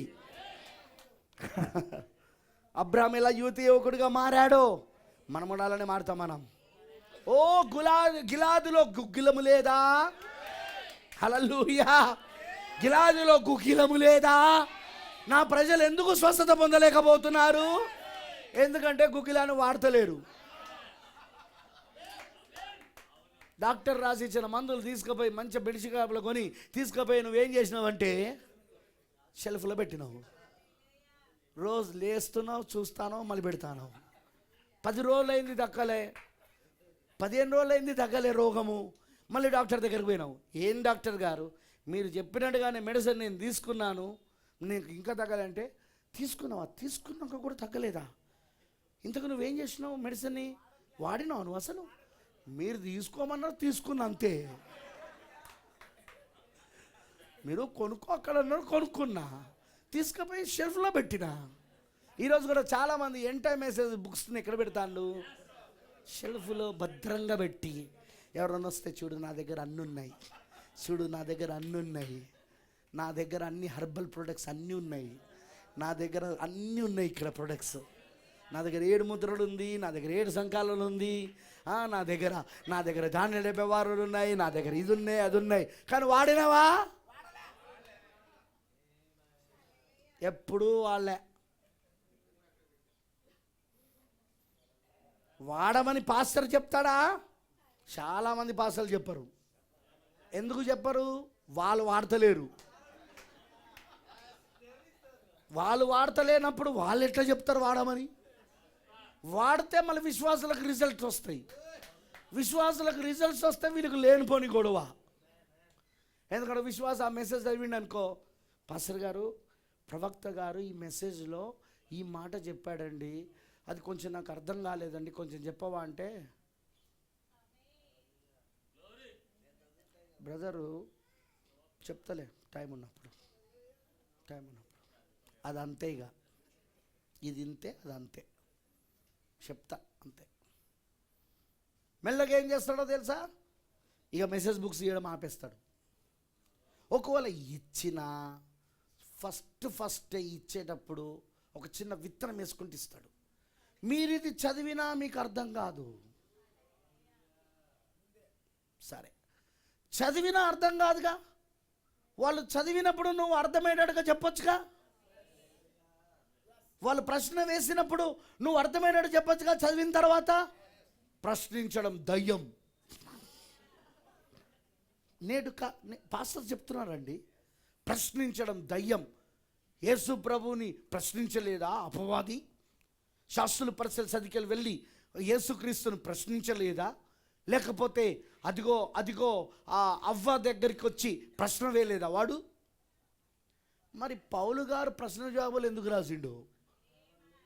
కొరంథీ పత్రికల చదవండి మీరు. కొరంథీ పత్రికల విగ్రహముల గురించి, అర్పిత గురించి మీరు నాకు అడిగారు, నేను దానికోసం రాస్తున్నా. వివాహ పరిత్యాగం గురించి నన్ను అడిగారు, దానికోసం నేను రాస్తున్నా. ప్రశ్న జవాబులు బైబిలేనా? మరి మన కాల ప్రవక్త బ్రహ్నాం గారు ప్రశ్న జవాబులు ఎందుకు చెప్పాడు? COD books. అర్థమైందా నేను అన్నది? వీళ్ళంతా ఏంటిదంటే దయ్యము వీళ్ళను ఏం చేస్తున్నదంటే, వీళ్ళు వాడరు, ఇంకోళ్ళని వాడనియరు. ఎందుకంటే వీళ్ళు ఎత్తపడద్దు, ఇంకోళ్ళు ఎత్తపడకూడదు. అది చాలామంది చేస్తున్న పని. కానీ ప్రేమైన దేవుని పిల్లలారా గుర్తుపెట్టుకోనండి, మెసేజ్ అనేది నీ శరీరాన్ని మార్పు చేసే వర్తమానం. ఆ రోజు అబ్రహాము దగ్గరకు వచ్చిన వర్తమానము 12వ అధ్యాయం నుండి మొదలుకొని 18వ అధ్యాయం వరకు అబ్రహాముతో దేవుడు కలల ద్వారా మాట్లాడాడు, స్వరము ద్వారా మాట్లాడాడు, దర్శనం ద్వారా మాట్లాడాడు, మెల్కిసెదెకుగా వచ్చి మాట్లాడాడు, చివరికి ఎలోహిముగా వచ్చి మనిషి కుమారుడిగా వచ్చి ఆయన మాట్లాడిన తర్వాత అప్పుడు అబ్రహాము శరీరాలు మార్పు చెందినాయి. అక్కడ చివరి సూచన ఏంటి ఆయన పొందుకున్నది? ఎలోహిం మానవ శరీరంలోకి రావడం, అబ్రహాము గుడారాన్ని దర్శించడం. ప్రైజ్ ది లార్డ్, హల్లెలూయా. అబ్రహాము గుడారాన్ని దర్శించడం, ఎలోహిం మానవ శరీరంలోనికి రావడం. ఆమేనంటారా? ప్రవక్తమన్నాడు, ఇప్పుడు ఈ వధువు మార్పు చెందడానికి, ఈ వధువు ఎత్తబడడానికి చివరి సూచన ఏంటంటే మళ్ళీ ఎలోహిం మరలా ఏకైక మనిషి కుమారుడు శరీరధారై వచ్చాడు అని చెప్పి ఆ సూచన చూపించాడా ఆయన? ఆ ఎలోహిం ఒక సూచన చూపించాడా? ఆదికాండం 18 సూచన చూపించాడా? అదే మళ్ళా చరిత్ర పునరుత్తం అవుతుందని చెప్పాడా? ప్రైజ్ ది లార్డ్, హల్లెలూయా. ఆ సూచన తర్వాత ఏం జరుగుతుంది బ్రదర్? మన శరీరాలు మార్పు చెందడం. గుర్తుంచుకోండి, ఆ సూచన ఆయన సొదొమ గొమొరలో చేయలేదు, ఆ సూచన ఆయన సంఘ శాఖలలో చేయలేదు, ఆ సూచన ఆయన సంస్థాగత సంఘాలలో చేయలేదు, ఆ సూచన ఆయన లోతు అతని గుంపుకు చేయలేదు. ఆ సూచన ఎవరు చేయబడిందంటే అబ్రాహాము గుంపుకు చేయబడింది, అబ్రాహాము శారాలకు చేయబడింది. ప్రైజ్ ది లార్డ్, హల్లెలూయా. ఎందుకంటే శరీర మార్పు పొందుకొని వాగ్దానం ప్రకారముగా ఇస్సాకును పొందుకోబోయేది వాళ్ళే కాబట్టి ఈరోజు కూడా మన ఇస్సాకును మనం పొందుకోబోతున్నాం. వాళ్ళ కొత్త శరీరములో వాళ్ళు ఇస్సాకును కలుసుకున్నారు. ఇస్సాకును ఎక్కడ కలుసుకున్నారు చెప్పండి? పాత శరీరంలో కాదు, కొత్త శరీరంలో. మనము కూడా కొత్త శరీరములో మన ఇస్సాకును మధ్యాకాశంలో కలుసుకోబోతాం మనం. ఆ ఇస్సాకును వాళ్ళు కన్నారు. ముందు కలుసుకోవాలంటే ఏం చేయాలి? వాళ్ళు కనాలి. కనాలంటే ఏం కావాలి? వాళ్ళు శరీర మార్పు పొందుకోవాలి. అనేది మీకు అర్థమవుతుందా? వాళ్ళు కన్న యొక్క ఇస్సాకు ఎవరంటే అదిగో రాబోతున్న క్రీస్తు. క్రీస్తు ఎవరు అంటే విమోచకుడు. అంటే విమోచన శరీరానికి అన్నారు వాళ్ళు. ప్రైజ్ ది లార్డ్, హల్లెలూయా. అలానే ఈరోజు మనం కూడా శరీర మార్పులో ఏం పొందుకోబోతున్నాం? విమోచన శరీరాన్ని. మీ విమోచన శరీరాన్ని పొందుకోబోతున్నాం. ఆ విమోచన శరీరాన్ని మనం కనబోతున్నాం. అది మనలోనే తయారైతా ఉన్నది. ఎంతమంది తెలుసు? నువ్వు కొత్త జన్మ పొందుకున్న తర్వాత, నీటి మూలంగా ఆత్మూలంగా జన్మించబడిన తర్వాత నెక్స్ట్ స్టెప్ ఏంటో తెలుసా? నీలో శరీరము తయారవ్వడం. ఏమవుతున్నది? నీలో ఆ యొక్క శరీరం, ఏదైతే ఆత్మ సంబంధమైన శరీరం ఉందో అది నీలో ఆ ఇమేజ్, ఆ స్వరూపం తయారవ్వడం. దేవుని స్వరూపం, పరిపూర్ణ స్వరూపం నీలో లోపల తయారవుతున్నది ఇప్పుడు. అది ప్రైజ్ ది లార్డ్, హల్లెలూయా. దేవుడు నీలో ఆ స్వరూపాన్ని తయారు చేస్తా ఉన్నాడు ఆయన. ఆమేనంటారా? ఒకరోజు దాన్ని కనబోతున్నాం మనం. అప్పుడు మనం శరీర మార్పు పొందుకొని నిజంగా మధ్యాకాశంలో మన ఇస్సాకుని మనము మహిమ శరీరంలో కలుసుకోబోతా ఉన్నాం. అక్కడ ఆయన మహిమ శరీరంగా వస్తాడు, మనము మహిమ శరీరంగా కలుసుకుంటాం. ప్రైజ్ ది లార్డ్, హల్లెలూయా. అర్థమైన వాళ్ళందరూ ఆమేన్ చెప్పండి. నా జాగ్రత్తగా వినండి నేను చెప్పేది. అందుకే కృపను గురించి మాట్లాడుతూ ఆయన అంటాడు, అక్కడ పాత నిబంధనలో ఒక ఉదాహరణ తీసుకొని ఆయన పౌలు గారు చెప్తున్నాడు, కృపను గురించి మాట్లాడుతూ, ఎన్నిక గురించి మాట్లాడుతూ, అక్కడ కృప పొందుకున్న వారు ఎవరు అంటే అక్కడున్న మోషేతో ఉన్న ఇజ్రాయేలులు. కానీ అదే కృప లేకుండా, ఎన్నిక లేకుండా ఉన్న వారు ఎవరు అంటే అక్కడున్న ఫరో, అతనితో ఉన్న ఆ యొక్క ఐగుప్తు ప్రజలు. అందుకే దేవుని ఉగ్రతను కనపరచడానికి దేవుడు ఫరోని ఎన్నుకున్నాడు. దేవుని మహిమను కనపరచడానికి దేవుడు మోషేని ఎన్నుకున్నాడు. ఇప్పుడు 2 రకాల పాత్రలు భూమిపైన ఉన్నాయి. ఆమేనంటారా? ఈరోజు నువ్వు నేను దేవుని మహిమను కనపరచడానికి దేవుడు మనల్ని ఎన్నుకున్నాడు. ఆయన సంఘ శాఖలను దేవుని ఉగ్రతను కనపరచడానికి, దేవుని ఉగ్రతను. వింటున్నారా? అందుకే ఈ విషయాలను గురించి పౌలు గారు చాలా స్పష్టంగా మాట్లాడుతున్నాడు ఆయన. హల్లెలూయా. కరుణా పాత్రల గురించి, ఉగ్రత పాత్రల గురించి. ఈరోజు నువ్వు ఎందులో ఉన్నావు అంటే కరుణా పాత్రలో ఉన్నావు. ఈ కరుణ కూడా నీకు ఉన్న అర్హతను బట్టి ఇవ్వలేదు. అక్కడ అది కూడా రాస్తాడు, ఆయన ఎవరిని కరుణించునో వాన్నే కరుణిస్తానన్నాడు. నేను ఎవరిపైన జాలి చూపుతునో వారిపైన జాలి చూపిస్తాను. కాగా ప్రయాసపడు వాని యొద్దనైనను, పొందగోరు వాని యొద్దనైనను ఏమీ లేదు, కరుణించు దేవుని యొద్దనే సమస్తం ఉన్నది అన్నాడు. ఈరోజు ఆయన కృప మనల్ని మనకు చూపించబడుతున్నది అంటే ఎందుకో తెలియదు. We don't know. ఆయన కృప చూపించాలనుకున్నాడు, చూపించాడు. ఆయన కరుణ చూపించాలనుకున్నాడు, చూపించుకున్నాడు. ఆ కృపా వర్తమానం ఈరోజు నీకు ఇచ్చాడు ఆయన. నువ్వు ఈ కృప పొందుకున్నావు రుజువు ఏంటంటే కృపా వర్తమానం. కృపా వర్తమానం ఏంటంటే నీతీకరణ, శుద్ధీకరణ, ఆత్మ బాప్తిస్మము. వింటున్నారా? మరియు వాక్యముగా మారిపోవుట, వాక్యము శరీరం అవుట. ఇది ప్రాసెస్ అన్నమాట. నీతీకరణ, శుద్ధీకరణ, పరిశుద్ధాత్మ బాప్తిస్మము, ఆ తర్వాత నువ్వు వాక్యంగా మారిపోవుట. ఆ వాక్యం అంతా నీలో శరీరధారం అవుట. అవునంటారా? అది 4th స్టెప్. అర్థమైందా? నీతీకరణ, మారు మనసు పొందడం. శుద్ధీకరణ, పాప క్షమాపణ నిమిత్తం యేసుక్రీస్తు బాప్తిసం తీసుకోవడం. మరి పరిశుద్ధాత్మ బాప్తిస్మం అంటే స్వయంగా క్రీస్తే నీలోనికి రావడం. చేంజ్ చేస్తున్నాడు. ఇక నిన్ను వాక్యంగా మారుస్తున్నాడు ఆయన. నిన్ను వాక్యంగా మలుస్తా ఉన్నాడు ఆయన. నీలో వాక్యం ఎదుగుతా ఉన్నది. ఇప్పుడు వాక్య రూపం తయారైతా ఉన్నది. ఆమేన్, హల్లెలూయా. బ్రతబానం అంటున్నాడు ఇక్కడ. నేను విషయాన్ని ఇక్కడ చదవాలనిపిస్తున్నది. ఈ వాక్యముగా మారాలి అంటే నీకు ఖచ్చితంగా దేవుడు ప్రత్యక్షతను ఇవ్వాలి. ప్రత్యక్షత లేకుండా, బయలుపాటు లేకుండా ఆయన నేను వాక్యంగా మార్చాడు. వింటున్నారా? ప్రత్యక్షత ద్వారానే చేస్తాడు. ప్రవక్త అంటున్నాడు, మెల్కిసెదెకు ఆ గొప్ప అధిపతి మరియు రాజు. వర్తమానం పేరు మెల్కిసెదెకు, ఆ గొప్ప అధిపతి మరియు రాజు. 1955 జనవరి 9వ తారీఖు ఉదయం చెప్పాడు. 1955 0109 అంటే జనవరి 9వ తారీఖున ఉదయం మెల్కిసెదెకు ఆ గొప్ప అధిపతి మరియు రాజు. మెల్కీసెదెక్ గ్రేట్ ప్రిన్స్ అండ్ కింగ్. ఇందులో 181వ పారాగ్రాఫ్లో చెప్తున్నాడు, మనిషి అనుసరించే 3 అంశాలు ఉన్నాయి. మొదటిది మానవీయమైనది, రెండవది దైవిక ప్రత్యక్షత, మూడవది దర్శనం. అది ప్రభు ఇలాగూ సెలవిచ్చుచున్నాడు. మళ్ళీ చదువుతున్నా, మనిషి అనుసరించే 3 అంశాలు ఉన్నాయి. మొదటిది మానవీయమైనది అంటే హ్యూమనిస్టిక్, మానవీయమైనది. రెండవది దైవిక ప్రత్యక్షత, మూడవది దర్శనం. అది ప్రభు ఇలాగూ సెలవిచ్చుచున్నాడు. చాలాసార్లు మనం ఈ క్రింది స్థాయిలోనే ఉండిపోతాం, పైకి ఎక్కలేం. ప్రవక్త అంటాడు, వివరిస్తా, కింది స్థాయిలోనే ఉండిపోతాం, పైకి ఎక్కలేం.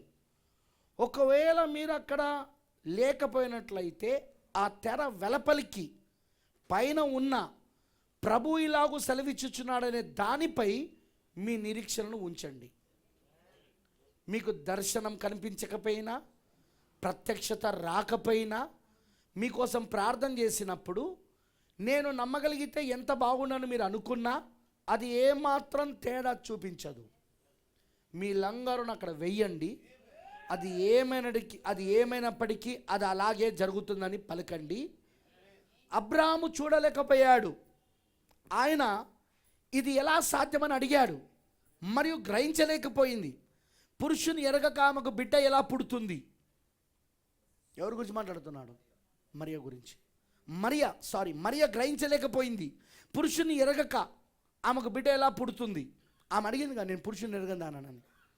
ఆయన ఇలా చెప్పాడు, పరిశుద్ధాత్మని మీదకి వచ్చును, ఆయన దాన్ని నెరవేర్చును.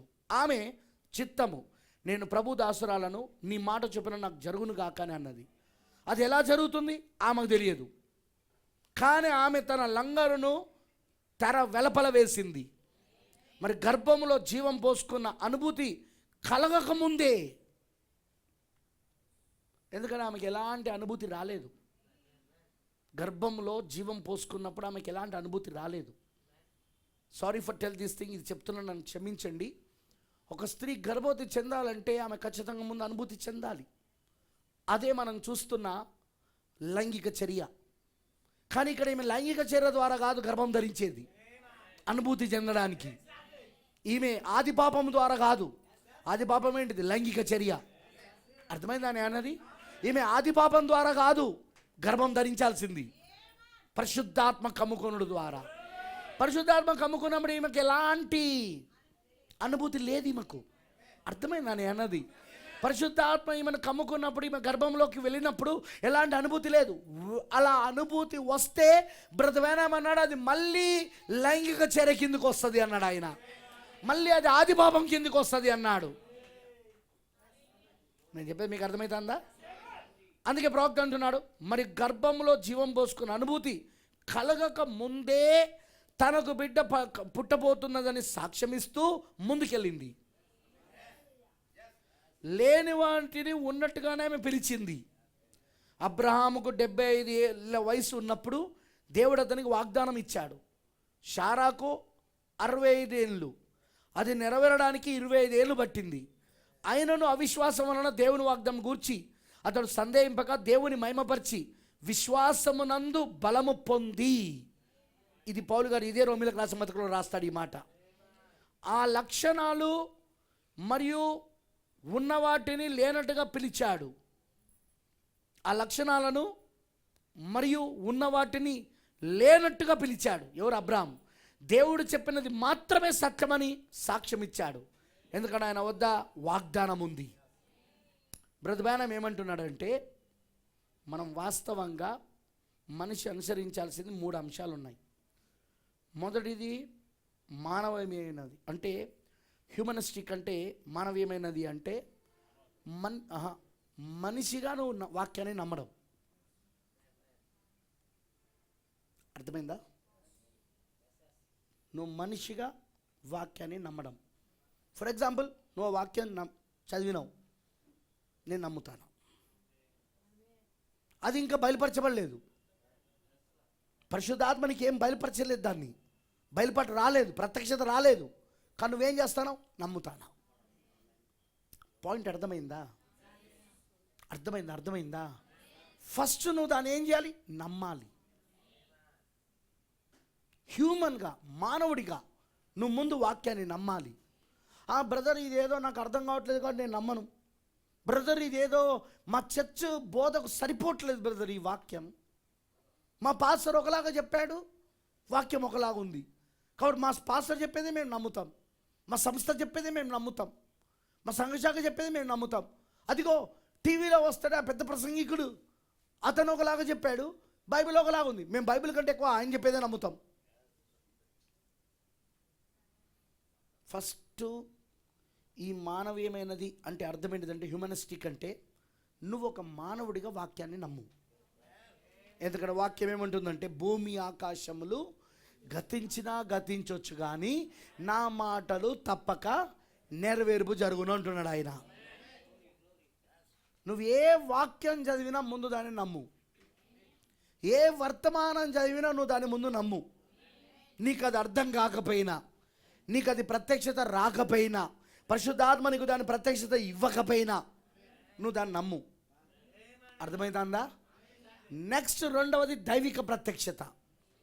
ఇప్పుడు నువ్వు మానవుడిగా నమ్మడం మొదలుపెట్టినప్పుడు, నేను నమ్ముతున్నాను వర్తమానాన్ని, నేను నమ్ముతున్నాను బైబిల్ని, అది నాకు అర్థం కాకపోయినా నేను నమ్ముతున్నా, పరిస్థితులకు వ్యతిరేకంగా ఉన్న నేను నమ్ముతున్నా. ఆమెనంటారా? వాక్యము పరిస్థితులకు వ్యతిరేకంగా ఉన్న నేను వాక్యాన్ని నమ్ముతాను. నేను పరిస్థితులను నమ్ముతలేను అని నువ్వు అలా నమ్ముతూ ఉన్నప్పుడు దేవుడు ఏం చేయడం మొదలు పెడతాడంటే, దైవిక ప్రత్యక్షత ఇవ్వడం మొదలు పెడతాడు ఆయన. That is the second one. For example, ఉదాహరణ, బైబిల్ ఇలా చేయమని చెప్పింది, చెయ్యి. ఏం ఆలోచించకుండా చెయ్యి. వాక్యంలో ఇలా చేయమని చెప్పింది, ఏం ఆలోచించకుండా చెయ్యి. అలా చెప్పింది కాబట్టి చెయ్యి. నాకు అర్థం కాలేదు బ్రదర్, నేను ఎట్లా చేయమంటావు? నువ్వు ఏర్పాట్లో లేవురోయి. ఉగ్రత నీకోసం ఉగ్రత రెడీగా ఉన్నది. నువ్వు ఉగ్రతను ఉగ్రత బయలుపరచుకోవడానికే నువ్వు ఉన్నావు రోయ్. దేవుడు నిన్ను ఎన్నుకున్నదే ఉగ్రతను బయలుపరచుకోవడానికి. ఎందుకంటే విశ్వాసం అనేది మేము ఇవ్వలేము కదా, నమ్ము అని చెప్పడం వరకే మా బాధ్యత. కానీ నమ్మాల్సింది నువ్వు నమ్మాలంటే నువ్వు ఏర్పాట్లో ఉండాలా, నువ్వు నమ్మాలంటే నువ్వు ఎన్నికలో ఉండాలా. అబ్రహాము దేవుణ్ణి అడిగాడు, నా భార్య శారా ఎలా పిల్లలను కనగలదు? ఆమె వింటున్నారా? ఆమెకు ప్రతి నెల జరిగే ఋతుక్రమం ఆగిపోయి 10-15 సంవత్సరాలు అవుతున్నది. ఇప్పుడు ఆమె వయసు 65 సంవత్సరాలు. ఆమేన్, హల్లెలూయా. కానీ అబ్రాహాం ఏం చేశాడు? నమ్మాడు అంతే.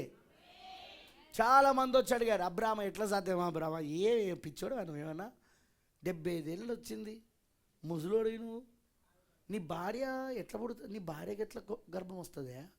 నీకు అంతా కూడా అర్థం కాలేదా? అబ్రాహాం, నాకు తెలియదు, ఆయన చెప్పిండు, నేను నమ్ముతాను. నాకు తెలియదు, ఆయన చెప్పిండు, నేను నమ్ముతాను. దేవుడు చెప్పిండు, నేను నమ్ముతాను. దేవుడు చెప్పిండు, నేను నమ్ముతాను. ప్రవక్త అంటాడు, నువ్వు కూడా అలా నేను నమ్మాలి. దేవుడు చెప్పాడు, నేను నమ్ముతాను. బైబిల్ చెప్తా, నేను నమ్ముతాను. వర్తమానం చెప్తా, నేను నమ్ముతాను. ప్రవక్త చెప్పాడు, నేను నమ్ముతాను. పాస్టర్ చెప్పాడు, నేను నమ్ముతాను. పాస్టర్ అది వాక్యంలో నుండి చూపించాడు, నేను నమ్ముతానా. పాస్టర్ వర్తమానంలో చూపించాడు, నేను నమ్ముతానా. ఇక నిన్ను పట్టుకొని పాస్టర్ భక్తుడనని, ప్రవక్త భక్తుడనని, ఎవరి భక్తుడనన్నా పర్వాలే, నువ్వు ఏ పేర్లు పెట్టుకున్నా పెట్టుకో, అది వాక్యం కాబట్టి నేను నమ్ముతానా. పాస్టర్ గారు చెప్పింది వాక్యమే, ప్రాఫెట్ చెప్పింది వాక్యమే, బైబిల్ చెప్తున్నది వాక్యమే, కాబట్టి నేను నమ్ముతాను అంతే. హల్లెలూయా. అబ్రాహాం ఏం చేశాడు? అబ్రాహామా, నీకు ఎట్లా కుమారుడు పుడతాడు అనుకున్నావు? నువ్వు అంత పెద్దోడివి, నువ్వేమైనా చిన్నపిల్లోడువా? నువ్వేమైనా 6-7 ఏళ్ళ పిల్లోడువా? నువ్వేమైనా ఈ విషయాలు నీకు అర్థం కాకపోవడానికి? పిల్లలు పుట్టే విషయాలు 75 ఏళ్ళు వచ్చింది నీకు, అప్పుడు ఆయన అన్నాడు, నాకే తెలియదు ఎట్లా పుడతాడు అని చెప్పిండు, నేను నమ్ముతాను. మరియా ప్రభు దూత వచ్చి యెషయా 7:14 కన్యక గర్భము ధరించి కుమారుని కన్నును, అతనికి ఇమ్మానుయేలు పేరు పెట్టబడును. ఆ లేఖనం నీ గురించే, అది ఇప్పుడు నీలో జరుగుతున్నది అని అన్నప్పుడు మరి అన్నది, నీ దాసురాలికి నీ మాట చొప్పున జరుగును కాక. మరి ఎట్లా జరుగుతుంది? నా తెలియదు. నేను అడిగిన ఇలా జరుగుతుందని, పురుషుని ఎరగందాను కదా అని కూడా అడిగిన నేను. అయినా పరిశుద్ధాత్మ శక్తి నిన్ను కమ్ముకొని పరిశుద్ధాత్మ ద్వారా నువ్వు గర్భం ధరిస్తావన్నాడు. అదే ఎట్లా నాకు తెలియదు, కానీ నేను గర్భం ధరించిన. ఏమైనా అనుభూతి వచ్చిందా? ఏం రాలా. ఇనని ఏమైనా అనుభూతి అనిపిస్తాదా? ఏ అనుభూతి లేదు నాకు. మరి ఎట్లా ఇప్పుడు నువ్వు గర్భం ధరించింది ఎట్లా అంటున్నావు? ఆయన నేను సాక్ష్యం ఇస్తానా, నేను నమ్ముతానా. నేను ఇప్పుడు అది బాగా వినండి నేను చెప్పేది. తర్వాత ఏం జరిగింది? నెక్స్ట్ దేవుడు దాన్ని బయలుపరచడం మొదలుపెట్టాడు. దైవిక ప్రత్యక్షత అబ్రాహాంకి బయలుపరచడం. ప్రైజ్ ది లార్డ్, హల్లెలూయా. అబ్రాహాంకి బయలుపరచడం మొదలుపెట్టాడు. ఆమేనంటారా బ్రదర్? ఆ మెసేజ్ చాలా పెద్ద మెసేజ్. అది బయలుపరచడం, అబ్రాహాంకి బయలుపరచడం. ఎలా బయలుపరిచాడో చెప్పాను ఆ వర్తమానాన్ని. ఆదికాండం 12వ అధ్యాయంలో ఆ 3 మడతల వాగ్దానం ఏదైతే అబ్రాహాంకి ఇచ్చాడో, అబ్రాహాం దాన్ని నమ్మాడు. అంతే, నమ్మి వెళ్ళిపోతూనే ఉన్నాడు. అది ఇంకా ఆయనకు అది ఏం బయలుపరచబడలేదు. అది నమ్మాడు. అది ఎలా సాధ్యమంటే ఆయన దగ్గర ఆన్సర్ లేదు అది. కానీ తర్వాత దేవుడు ఆయనకు బయలుపరచడం మొదలుపెట్టాడు. దైవిక ప్రత్యక్షత రావడం మొదలుపెట్టింది. ప్రైజ్ ది లార్డ్, హల్లెలూయా. మరియకు తెలియదు ఆమె ఎలా గర్భవతి అవుతుందో, కానీ ఆమె గర్భం ధరించేసినా అని ఏ అనుభూతి లేకుండానే సాక్ష్యం చెప్పడం మొదలుపెట్టింది. ఆమెకు మొదటి నెల జరగవలసిన ఋతుక్రమము జరగలేదు. బయలుపాటు మొదలైంది. వాక్యం తనలో శరీరధార అవుతున్నదని బయలుపాటు ప్రారంభమైంది. 2వ నెల జరగలేదు, 3వ నెల జరగలేదు. నెమ్మదిగా ఆమె కడుపు నెమ్మదిగా పెద్దవడం మొదలుపెట్టింది. 4వ నెల, 5వ నెల, 6వ నెల ఏమైతుంది? ఇప్పుడు ఆమెకు బయలుపరచబడతా ఉన్నది. కానీ అది ఎక్కడి నుండి మొదలైంది? హ్యూమనిస్టిక్, మానవీయమైన దగ్గర నుండి మొదలైంది. అది మొదటి అంశము మానవీయమైనది, 2వది దైవిక ప్రత్యక్షత. తర్వాత 3వ దగ్గరకు వచ్చినప్పుడు యెహోవా ఇలాగూ సెలవిస్తున్నాడు. దర్శనం అంతే. ఇక దర్శనం యెహోవా ఇలాగూ సెలవిస్తున్నాడు. ఇప్పుడు మరియకు నెక్స్ట్ ఏంటిదో తెలుసా? 9 నెలలకు యెహోవా ఇలాగూ సెలవిస్తున్నాడు. నిశ్చయంగా కుమారుని కనును, అతనికి ఇమ్మానుయేలు పేరు పెట్టబడును. యెహోవా ఇలాగూ సెలవిస్తున్నాడు. అబ్రాహాంకి కూడా 25 ఏళ్లకు యెహోవా ఇలాగూ సెలవిస్తున్నాడు. ప్రైజ్ ది లార్డ్, హల్లెలూయా. ఇప్పుడు బ్రదర్ బ్రానమ్ ఏమంటాడంటే, ఒకవేళ నీకు యెహోవా ఇలాగూ సెలవిస్తున్నాడని అంటే ఆయన అంటాడు, చాలాసార్లు మనము ఈ క్రింది స్థాయిలోనే ఉండిపోతాం, పైకి ఎక్కలేం. క్రింది స్థాయి ఏంటిది? మానవీయమైన దాంట్లో. ఎన్ని సంవత్సరాలైనా మానవీయమైన దాంట్లోనే ఉంటాం, దైవిక ప్రత్యక్షత రాదు. మరి అలాంటి వాళ్ళకి ఎట్లా? ఎన్ని సంవత్సరాలైనా వర్తమానంలో మానవీయమైన స్థితిలోనే ఉంటారు. బ్రదర్ నేను నమ్ముతాను బ్రదర్ వర్తమానం, నేను నమ్ముతాను బ్రదర్. సిస్టర్ నేను నమ్ముతాను వర్తమానాన్ని, నేను నమ్ముతాను. ప్రవక్త అంటాడు, చాలాసార్లు మనం ఈ క్రింది స్థాయిలోనే ఉండిపోతాం, పైకి ఎక్కలేం. ఆ 3వ దాంట్లోకి వెళ్ళలేకపోతున్నాం మనం. 2, 3 ఎక్కలేకపోతున్నాం మనం.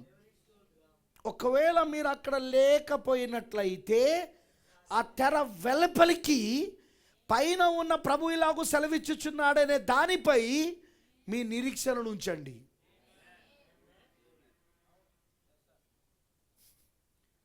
ఒకవేళ మీరు ఎక్కలేకపోతున్నారు, మానవీయమైన స్థితిలో ఉన్నారు, ఇప్పుడు నమ్ముతున్నారు, నేను నమ్ముతున్నా వాక్యాన్ని, నేను వర్తమానం నమ్ముతున్నా, నేను మానవుడిగా నేను నమ్ముతున్న దాన్ని, అది తప్పిపోదా నాకు తెలుసు.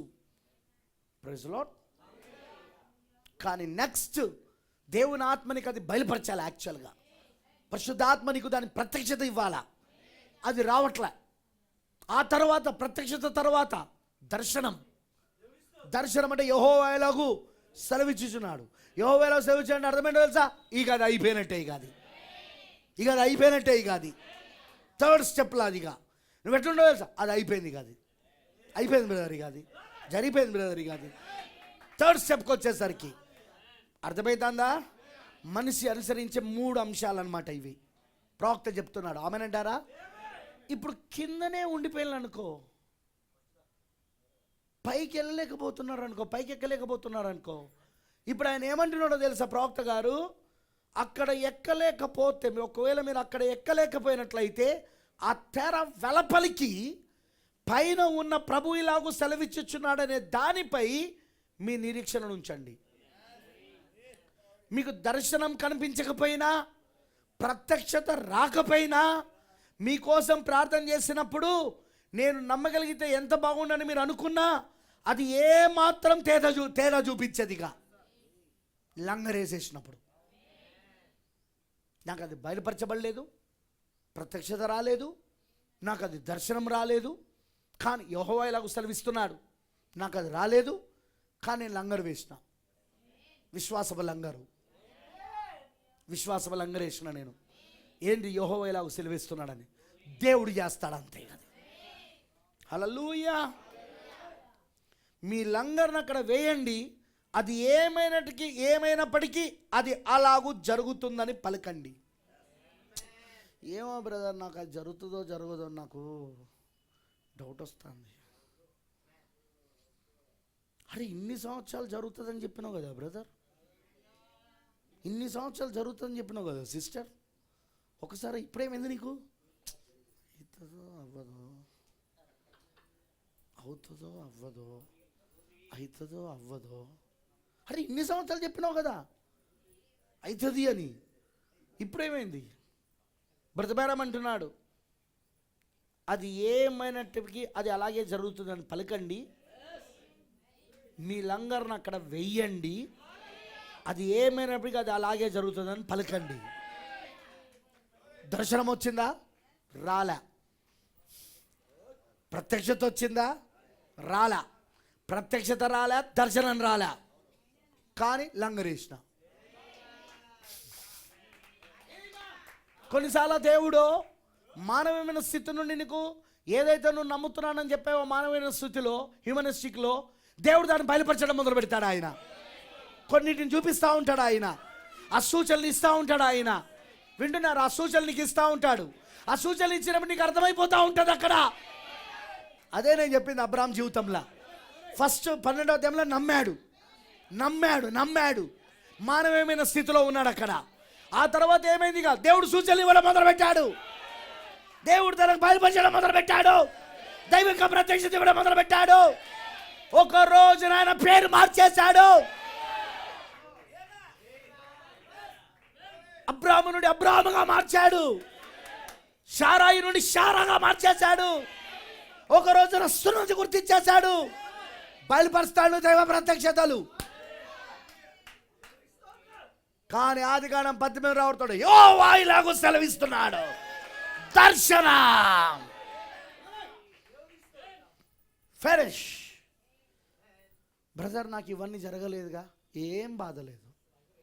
ప్రవక్త చెప్పాడు, నీకు దైవిక ప్రత్యక్షత రాకపోయినా, నీకు యెహోవా ఇలాగూ సెలవిచ్చుచున్నాడనేది నీకు రాకపోయినా, దర్శనం రాకపోయినా, లంగరై, వాక్యం పైన లంగరై, వాగ్దానం పైన లంగరై. ఇక చూడు, పలుకు. ఇక ఏదేమైనా కాదు, అలాగే జరుగుతుందని పలుకు. వాక్యం చెప్పినట్టే జరుగుతుందని పలుకు. వాక్యం చెప్పినట్టే అవుతుందని చెప్పు.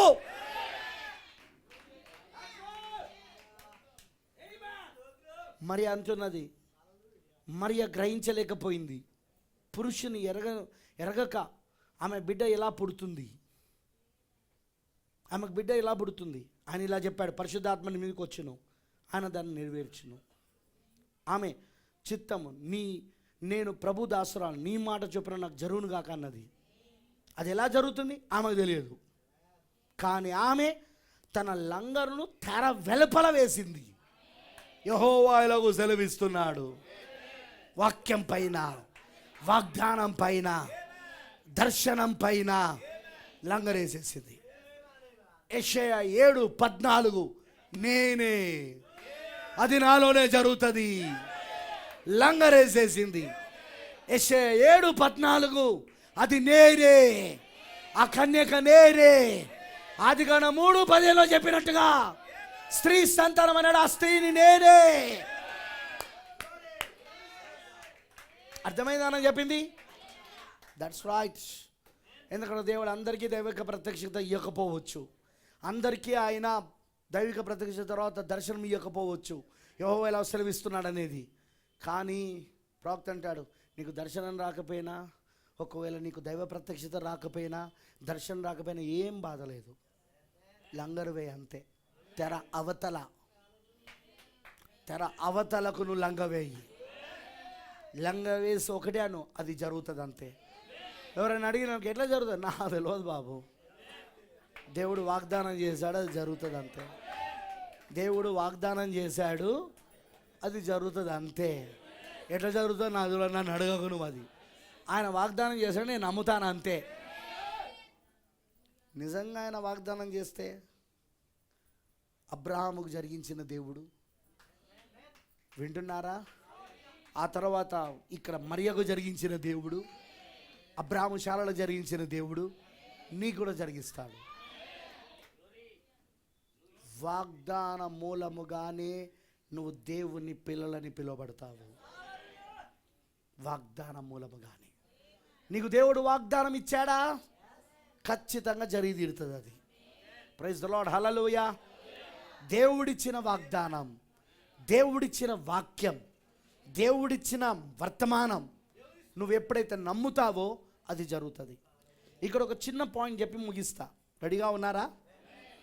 చాలాసార్లు మనం అనుకుంటాం, ప్రభువా నాకు ఈ అలవాటు ఉంది, చెడు అలవాటు, ఇది నాలో నుండి పోవాలి ప్రభువా.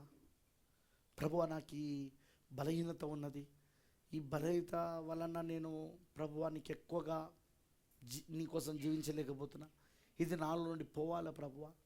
నేను దాన్ని తీసేయాలని నిర్ణయించుకున్న ఈ రోజు నుండిగా నేను తీసేస్తాను ప్రభువా.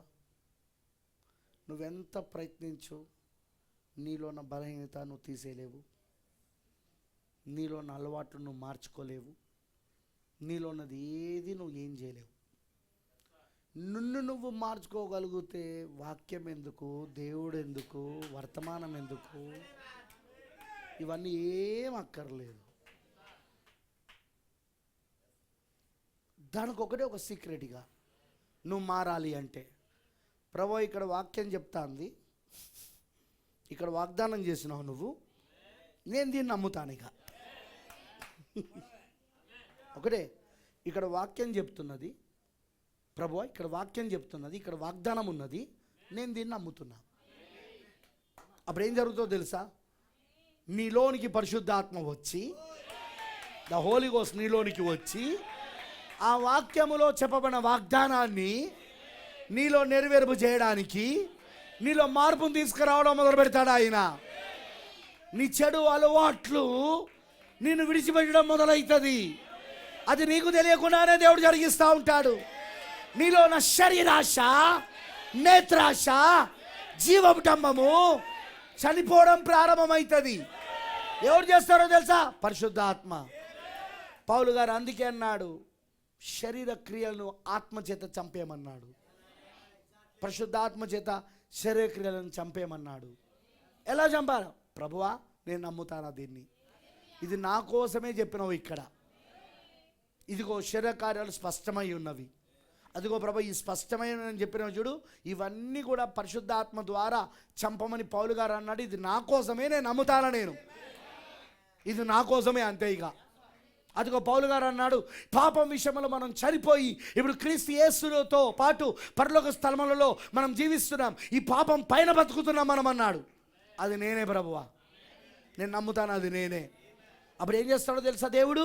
నువ్వు నమ్మినందుకు, ఆమేన్, నువ్వు విశ్వసించినందుకు నిన్ను ఆయన నిజంగానే పాప విషయంలో నువ్వు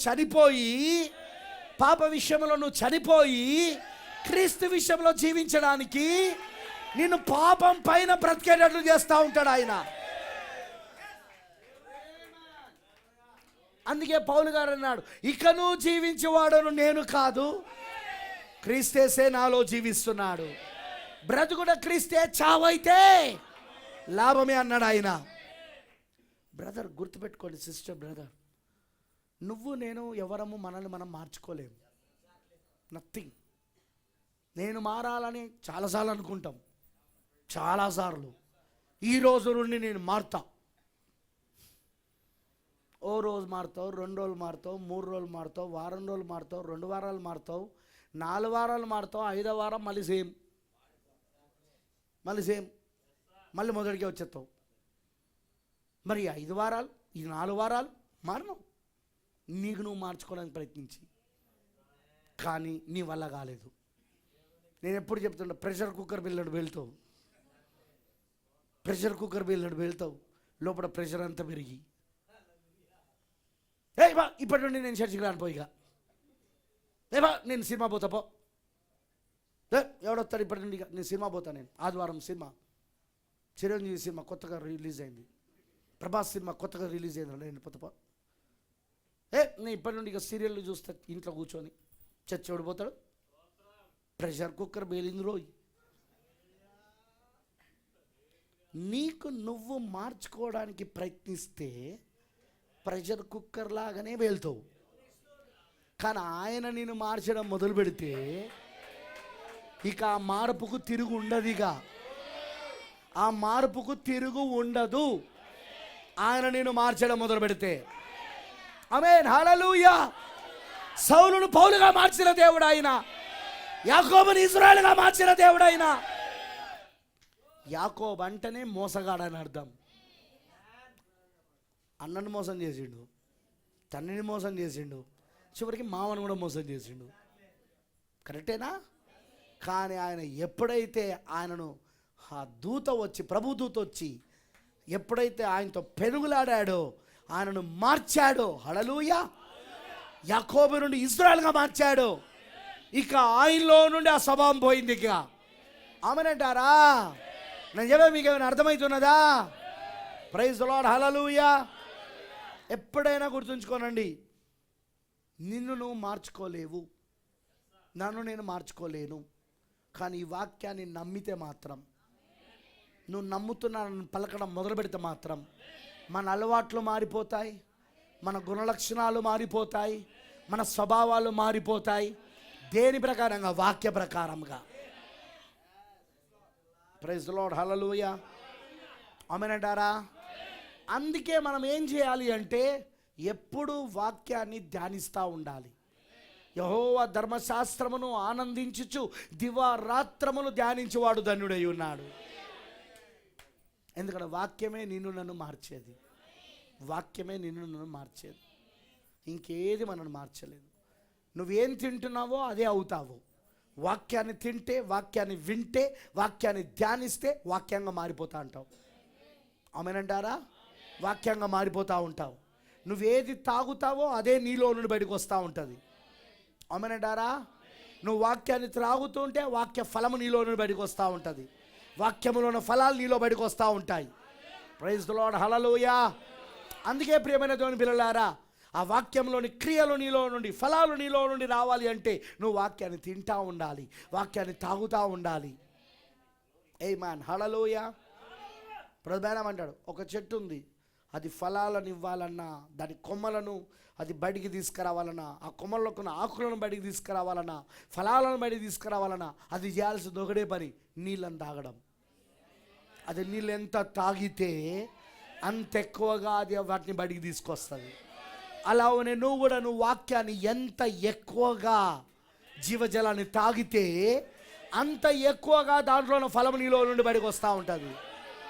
నువ్వు ఎంతగా నమ్ముతూ ఉంటే, వాక్యాన్ని ధ్యానిస్తూ ఉంటే, అంతగా వాక్యాన్ని త్రాగుతూ ఉంటే అది నీలో ఫలించబడతా ఉంటుంది. అది అందుకే వాక్యమును వాడు ధ్యానించనివ్వడు నిన్ను. వాక్యాన్ని వాడు నమ్మనివ్వడు నిన్ను. అపవాది దెబ్బ కొట్టేది ఎక్కడంటే అక్కడే. ఒకటి, వాక్యాన్ని నిన్ను ధ్యానించనివ్వడు, వాక్యాన్ని నిన్ను నమ్మనివ్వడు. నువ్వు ఇంటికి వెళ్ళాక వాక్యాన్ని ధ్యానించవు. ఇంటికి వెళ్ళాక, మీటింగ్ అయిపోయాక ఇంటికి వెళ్ళాక నువ్వు మళ్ళీ వాక్యాన్ని ధ్యానించవు, మళ్ళీ వర్తమానాలు తీసుకొని ధ్యానించవు. కావలసినంత నీళ్ళు నువ్వు తాగవు. ఎంత నీళ్ళు కావాలో అంత నీళ్ళు నువ్వు తాగట్లేదు. ఎంత నీళ్ళు తాగితే అంత ఎక్కువ చెట్టు ఫలించబడుతుంది. అలానే నువ్వు ఎంతగా వాక్యాన్ని ధ్యానిస్తే, ఎంత జీవజలాన్ని తాగితే అంత ఫలించబడతాంటావు. నువ్వు ఇంటి దగ్గర వాక్యం ధ్యానించవు, వర్తమానాలు ధ్యానించవు, వర్తమానాలు వినవు, ప్రవక్త వర్తమానాలు వినవు, వాక్యాన్ని ధ్యానించవు, ప్రార్థన చెయ్యవు. అందుకే నీ లోపల నుండి ఆ ఫలాలు వస్తలేవు. ఏదో చర్చ్కి వచ్చినామా, కూర్చున్నామా, ఆ పాస్టర్ గారు చెప్పే 1-2 గంటల ప్రసంగం విన్నామా, వెళ్ళిపోయినామా, మళ్ళీ చర్చ్కి వచ్చేదాకా ఇక లేదు. ఇక మళ్ళీ చర్చ్కి వచ్చేదాకా మళ్ళీ లేదు. ఇక కొన్నిసార్లు వారం మధ్యలో కూడా చర్చ్కి రారు, కొన్నిసార్లు ఆదివారం చర్చ్కి రారు. అంటే మళ్ళీ 15 రోజులు గ్యాప్, 15 రోజులు గ్యాప్. ఏంటిది? ఏం జరుగుతుంది? అందుకోసమే నీకేమీ జరగట్లేదు. నీకు జరగాలి అంటే నువ్వు దివారాత్రులు దేవుని వాక్యాన్ని ధ్యానించాలి, త్రాగాల నువ్వు ఈ జీవజలాన్ని. నమ్ముతున్నానని చెప్పాలా నువ్వు. నేను నమ్ముతానా ప్రభువా, ఇదే నువ్వు దీన్ని జరిగిస్తావని నమ్ముతానా, నేను ఇది నా కోసమే చెప్పినావని నేను నమ్ముతానా, ఇది నా నిమిత్తమే ప్రవక్త ద్వారా మాట్లాడినావు, ఇది నా నిమిత్తమే బైబిల్లో రాయించావు, ఇది నా కోసమే ప్రభువా, ఇది అది చెప్పగలగాల. అలా నువ్వు చెప్పగలిగితే నెక్స్ట్ దేవుడు నీకు దైవిక ప్రత్యక్షత ఇవ్వచ్చు. ఆ వర్తమానం దైవిక ప్రత్యక్షత, వాగ్దానం. దైవిక ప్రత్యక్షత తర్వాత దర్శనమిగా యెహోవా ఇలాగు సెలవిస్తున్నాడుగా. ఆ వాక్యం నీకేమైందంటే యెహోవా ఇలాగు సెలవిస్తున్నాడుగా. ఫినిష్ జరిగితీరుతుంది అది. ఆమేన్, హల్లెలూయా. ఒకవేళ బ్రదర్ నాకు దైవిక ప్రత్యక్షత వస్తలేదు బ్రదర్ అంటే ఏం బాధ లేదు. నీకు దైవిక ప్రత్యక్షత రాకపోయినా, నీకు ఒకవేళ దర్శనం యెహోవా ఇలాగ సెలవిస్తున్నాడు రాకపోయినా లంగరై. యెహోవా ఇలాగ సెలవిస్తున్నాడు దానిపైన లంగరై. ఆ తెర వెలపల లంగరై, ఆ తెర అవతల వింటున్నారా, విశ్వాసం లంగరై. ఆయన చూసుకుంటాడు. ఇక ఆయన నోట్లకెళ్ళి ఒకటే పలకండి, అది జరుగుతుంది. అది లేఖనం చెప్తాది, అది జరుగుతుంది. అది వాగ్దానం ఉంది, అది జరుగుతుంది. అంతే. ఆమేనంటారా? అర్థమైందానని చెప్పింది. అదిగో ఆ విధంగా నువ్వు ముందుకెళ్ళాలి విశ్వాసం జీవితంలో. ఆమేన్. ఇది ఎవరికి జరుగుతుంది అంటే, మళ్ళీ చెప్తున్నా, ఏర్పాట్లో ఎన్నికల్లో ఉన్నాడు. దేవుని యొక్క మహిమ కొరకు దేవుడు ఏర్పరచుకున్న పాత్రలు. దేవుడు తన మహిమను చూపించుకోవాలని ఎవరినైతే ఏర్పరచుకున్నాడో ఆ పాత్రలకు మాత్రమే ఈ కార్యాలు జరుగుతాయి. మిగతా వాళ్ళకు జరగవు. అవి ఉగ్రత పాత్రలు. అవి దేవుడు ఉగ్రతను కనపరచుకోవడానికి. లెట్స్ ప్రే, ప్రార్థించుకుందాం.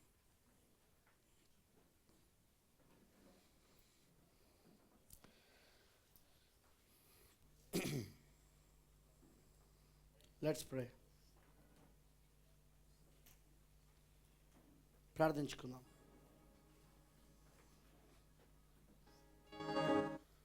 Thank you lord.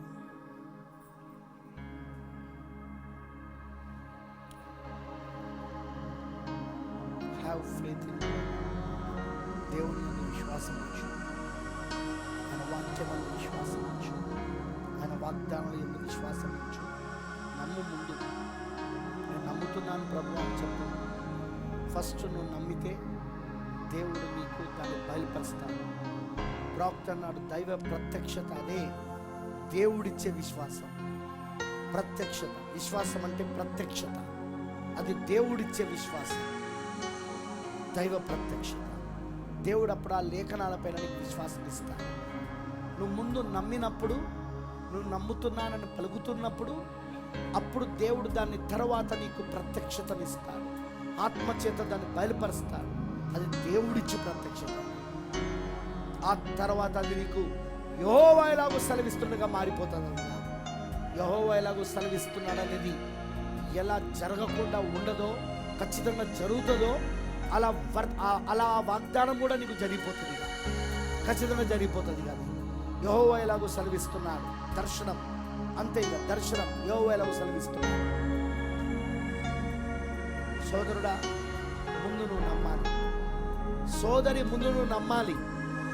వాక్యాన్ని మానవీయమైన, హ్యూమనిస్టిక్, మానవీయమైన మొదటి దశలో నువ్వు నమ్మాలి. మానవీయమైనదంటే ఒక మనిషిగా నువ్వు వాక్యాన్ని నమ్మాలి. ఎవరు ఎన్ని చెప్పినా వాక్యాన్ని నమ్మాలి. ఆ వాక్యానికి విరోధంగా, ఆ వాక్యానికి వ్యతిరేకంగా, ఆ వాక్యానికి వేరే వేరే అర్థాలు, వేరే వేరే అవిశ్వాసములు జోడించిన నేను వాక్యాన్ని నమ్ముతాను. నేను వర్తమానాన్ని నమ్ముతున్నా, నేను వాగ్దానాన్ని నమ్ముతున్నా అంతే. ప్రవక్త చెప్పాడు ఇప్పుడు ఒక సూపర్ రేస్ ఉంటుందని. ప్రవక్త చెప్పాడు ఒక సహజాతీతమైన జాతి ఉంటుందని. ఆ జాతి గల ప్రజలు ఉంటారని చెప్పాడు ఆయన. సహజాతీతమైన జాతి గల ప్రజలు, ఒక సహజాతీతమైన సంఘం ఉంటుందని చెప్పాడు. అది నేనే, ఇట్స్ మీ. అది నేనే నమ్ముతాను. నేను నమ్ము. ముందు నువ్వు దాన్ని, ప్రవక్త చెప్పింది నువ్వు నమ్ము, బైబిల్ చెప్పింది నువ్వు నమ్ము, వాగ్దానం చేయబడిన దాన్ని నువ్వు నమ్ము. అప్పుడు దేవుడు దాన్ని నీకు ప్రత్యక్షత ఇవ్వడం మొదలు పెడతాడు, బయలుపరచడం మొదలు పెడతాడు ఆయన. ఆ తర్వాత ఆ దేవుడిచ్చే విశ్వాసం నువ్వు పొందుకున్నాక, ఆ బయలుపాటు పొందుకున్నాక, దేవుడిచ్చిన విశ్వాసం నెక్స్ట్ అది నీకు యెహోవా ఎలాగో సెలవిస్తుడుగా మారిపోతుంది కాదు. సమర్పించుకో దేవుడికి, అర్పించుకో దేవుడికి. నమ్ము, నువ్వు ముందు విశ్వసించు. థ్యాంక్ యూ లార్డ్, ఈ వాగ్దానం నాకే. డోంట్ సీ ద రీజన్స్, కారణాలు చూడకండి. వాక్యానికి అపవాది చాలా కారణాలు చెప్తాడు. ఇది ఎట్లా జరుగుతుంది, అది ఎట్లా జరుగుతుంది, ఇదేలా అవుతుంది, అదేలా అవుతుంది, దేవుడు అట్లెట్లా చేస్తాడు, దేవుడు ఇట్లెట్లా చేస్తాడు. కారణాలు చాలా చెప్తా ఉంటాడు వాడు చెప్పే కారణాలు వినకు సోదరుడా, వాడు చెప్పే కారణాలు వినకు సోదరి. అది వాక్యం, వాగ్దానం నేను నమ్ముతానా? అది వాక్యం, వాగ్దానం నేను నమ్ముతానా? అది దేవుడు ఈ కాల ప్రవక్త ద్వారా యెహోవా ఎలాగో సెలవిచ్చుచున్నాడని ఇచ్చాడు, నేను నమ్ముతాను అంతే. నమ్ము. ఆయన చేయాల్సింది చేస్తాడు. ఆయన ఎలా చేయాలో ఆయనకు తెలుసు, ఎలా జరిగించాలో ఆయనకు తెలుసు, ఎలా దాన్ని నెరవేర్పు చేయాలో ఆయనకు తెలుసు. నీకు నాకు తెలవాల్సిన అవసరం లేదు. అది నువ్వు నమ్ముతున్నది ఏదైతే ఉందో వాగ్దానము, అది ఎలా జరగాలో ఆయనకు తెలుసు. అది ఆయన నిలబెట్టుకుంటాడు, ఆయన వాగ్దానాన్ని ఆయన నిలబెట్టుకుంటాడు, ఆయన ఇచ్చిన మాటను నువ్వు నమ్మ అంతే, విశ్వసించు. ఇప్పుడు ప్రార్థిస్తున్నాను. ఈ మధ్యాహ్నం ఎంతమంది నిజంగా నేను వాక్యాన్ని నమ్మగోరుతున్నాను. ఆది కాండము దగ్గర నుండి మొదలుకొని ప్రకటన గ్రంథం వరకు ప్రతి వాక్యాన్ని నమ్ముతున్నాను.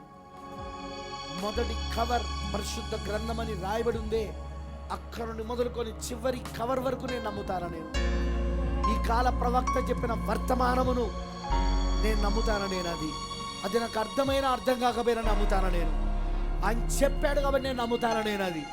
నేను అందుకే దాన్ని ధ్యానిస్తా. అందుకే నేను దివారాత్రులు దాన్ని ధ్యానిస్తా. అది నాకు అర్థం కాకపోయినా దాన్ని ధ్యానిస్తూ నేను నమ్ముతా. అంతే కాదు. సమర్పించుకో సోదరుడా, సమర్పించుకో సోదరి. ఈ రోజున ఆ వాగ్దానాలు ఎలా జరుగుతాయో నాకు తెలియదు. జరుగుతుందని చెప్పాడు దేవుడు, జరుగుతుంది అంతే. నేను నమ్ముతున్నాను అంతే అది అని దేవుడికి చెప్పి ఈ రోజున ఆమేన్, హల్లెలూయా. పూర్తిగా దేవుడికి సమర్పించుకో, పూర్తిగా దేవుడికి అర్పించుకో. ఇది నీకు సమయమై ఉన్నది. ఇది ఇప్పుడు నేను ప్రార్థించబోతున్నాను. Let's pray. ప్రార్థించుకుందాం. ప్రభు అయిన దేవా, సర్వశక్తిమంతుడా, కృపామయుడైన తండ్రి, కృపా సత్య సంపూర్ణుడా, నీకు వందనాలు. ఈ మధ్యాహ్నం ప్రభువా, మేము ఏర్పరచబడిన వాళ్ళం, మేము ఎన్నుకోబడిన వాళ్ళం, మేము ముందుగా నిర్ణయించబడిన వాళ్ళం, మేము ఖచ్చితంగా నీ మనసులోని వెనుక భాగములో మమ్మల్ని జగత్ పునాది వేమనంపై ఏర్పరచుకున్నావు. కృప చేత ఎన్నుకున్నావు మమ్మల్ని. కృప మాకు ఇవ్వబడింది. అందుకే మేము నమ్మగలుగుతున్నామయ్యా. అందుకే మేము వాక్యాన్ని నమ్మగలుగుతున్నామయ్యా. కవర్ టు కవర్ నమ్మగలుగుతున్నాము. ప్రవక్త చెప్పిన వర్తమానం నమ్మగలుగుతున్నాము. పలకబడిన మాట, ప్రవక్త చెప్పిన వర్తమానం నమ్మగలుగుతున్నాము. రాయబడిన వాక్యం, ఈ బైబిల్ నమ్మగలుగుతా ఉన్నాం. నమ్ముతున్నామయ్యా, అంతే. ప్రభువా, మేము నమ్ముతున్నాము. అందులో పలకబడింది జరుగుతుంది ప్రభువా, అందులో రాయబడింది జరుగుతుంది ప్రభువా అని మేము నిజంగా నమ్ముతూ పలుకుతున్నామయ్యా. ఇక్కడ ఎవరెవరికి ప్రభువా విశ్వాసము ఉన్నదో వాళ్ళు ఖచ్చితంగా దాన్ని పొందుకుంటారు. వాళ్ళు ఖచ్చితంగా వాళ్ళు దేన్ని నమ్ముతున్నారో, ఏ వాగ్దానాన్ని నమ్ముతున్నారో, ఏ వాక్యాన్ని నమ్ముతున్నారో అది వాళ్ళకు జరిగి తీరుతుంది. అది నువ్వు జరిగిస్తావు, అంతే. ఎలా జరిగిస్తావో మాకు తెలియదు, ఎలా అవుతుందో మాకు తెలియదు, కానీ అది అవుతుందని మాకు తెలుసు ప్రభువా. అలాంటి విశ్వాసం నీ పిల్లలకు దయచేయి ప్రభువా. కేవలం వాళ్ళు మాత్రమే నమ్మడం కాదు, ఆ తర్వాత అది వాళ్ళకు బయలుపాటును కూడా వచ్చును గాక. దైవిక ప్రత్యక్షత పరిశుద్ధాత్మ ద్వారా వాళ్ళకు వచ్చును కాక. ఆ తర్వాత అది యెహోవా ఇలాగూ సెలవిచ్చుచున్నాడు, దర్శనంగా అది మారును గాక. అలాంటి కార్యమును తప్పకుండా దయచేయమని, నీ చిత్తమును జరిగించమని, ఇదిగో వచ్చిన నీ పిల్లలందరినీ దీవించి ఆస్వాదించు, ప్రతి ఒక్కరిని దీవించమని నీకు సమర్పిస్తూ యేసుక్రీస్తు నామములో ప్రార్థిస్తున్నాము. Amen, amen. God bless you all. దేవుడి మీ అందరిని దీవించును గాక.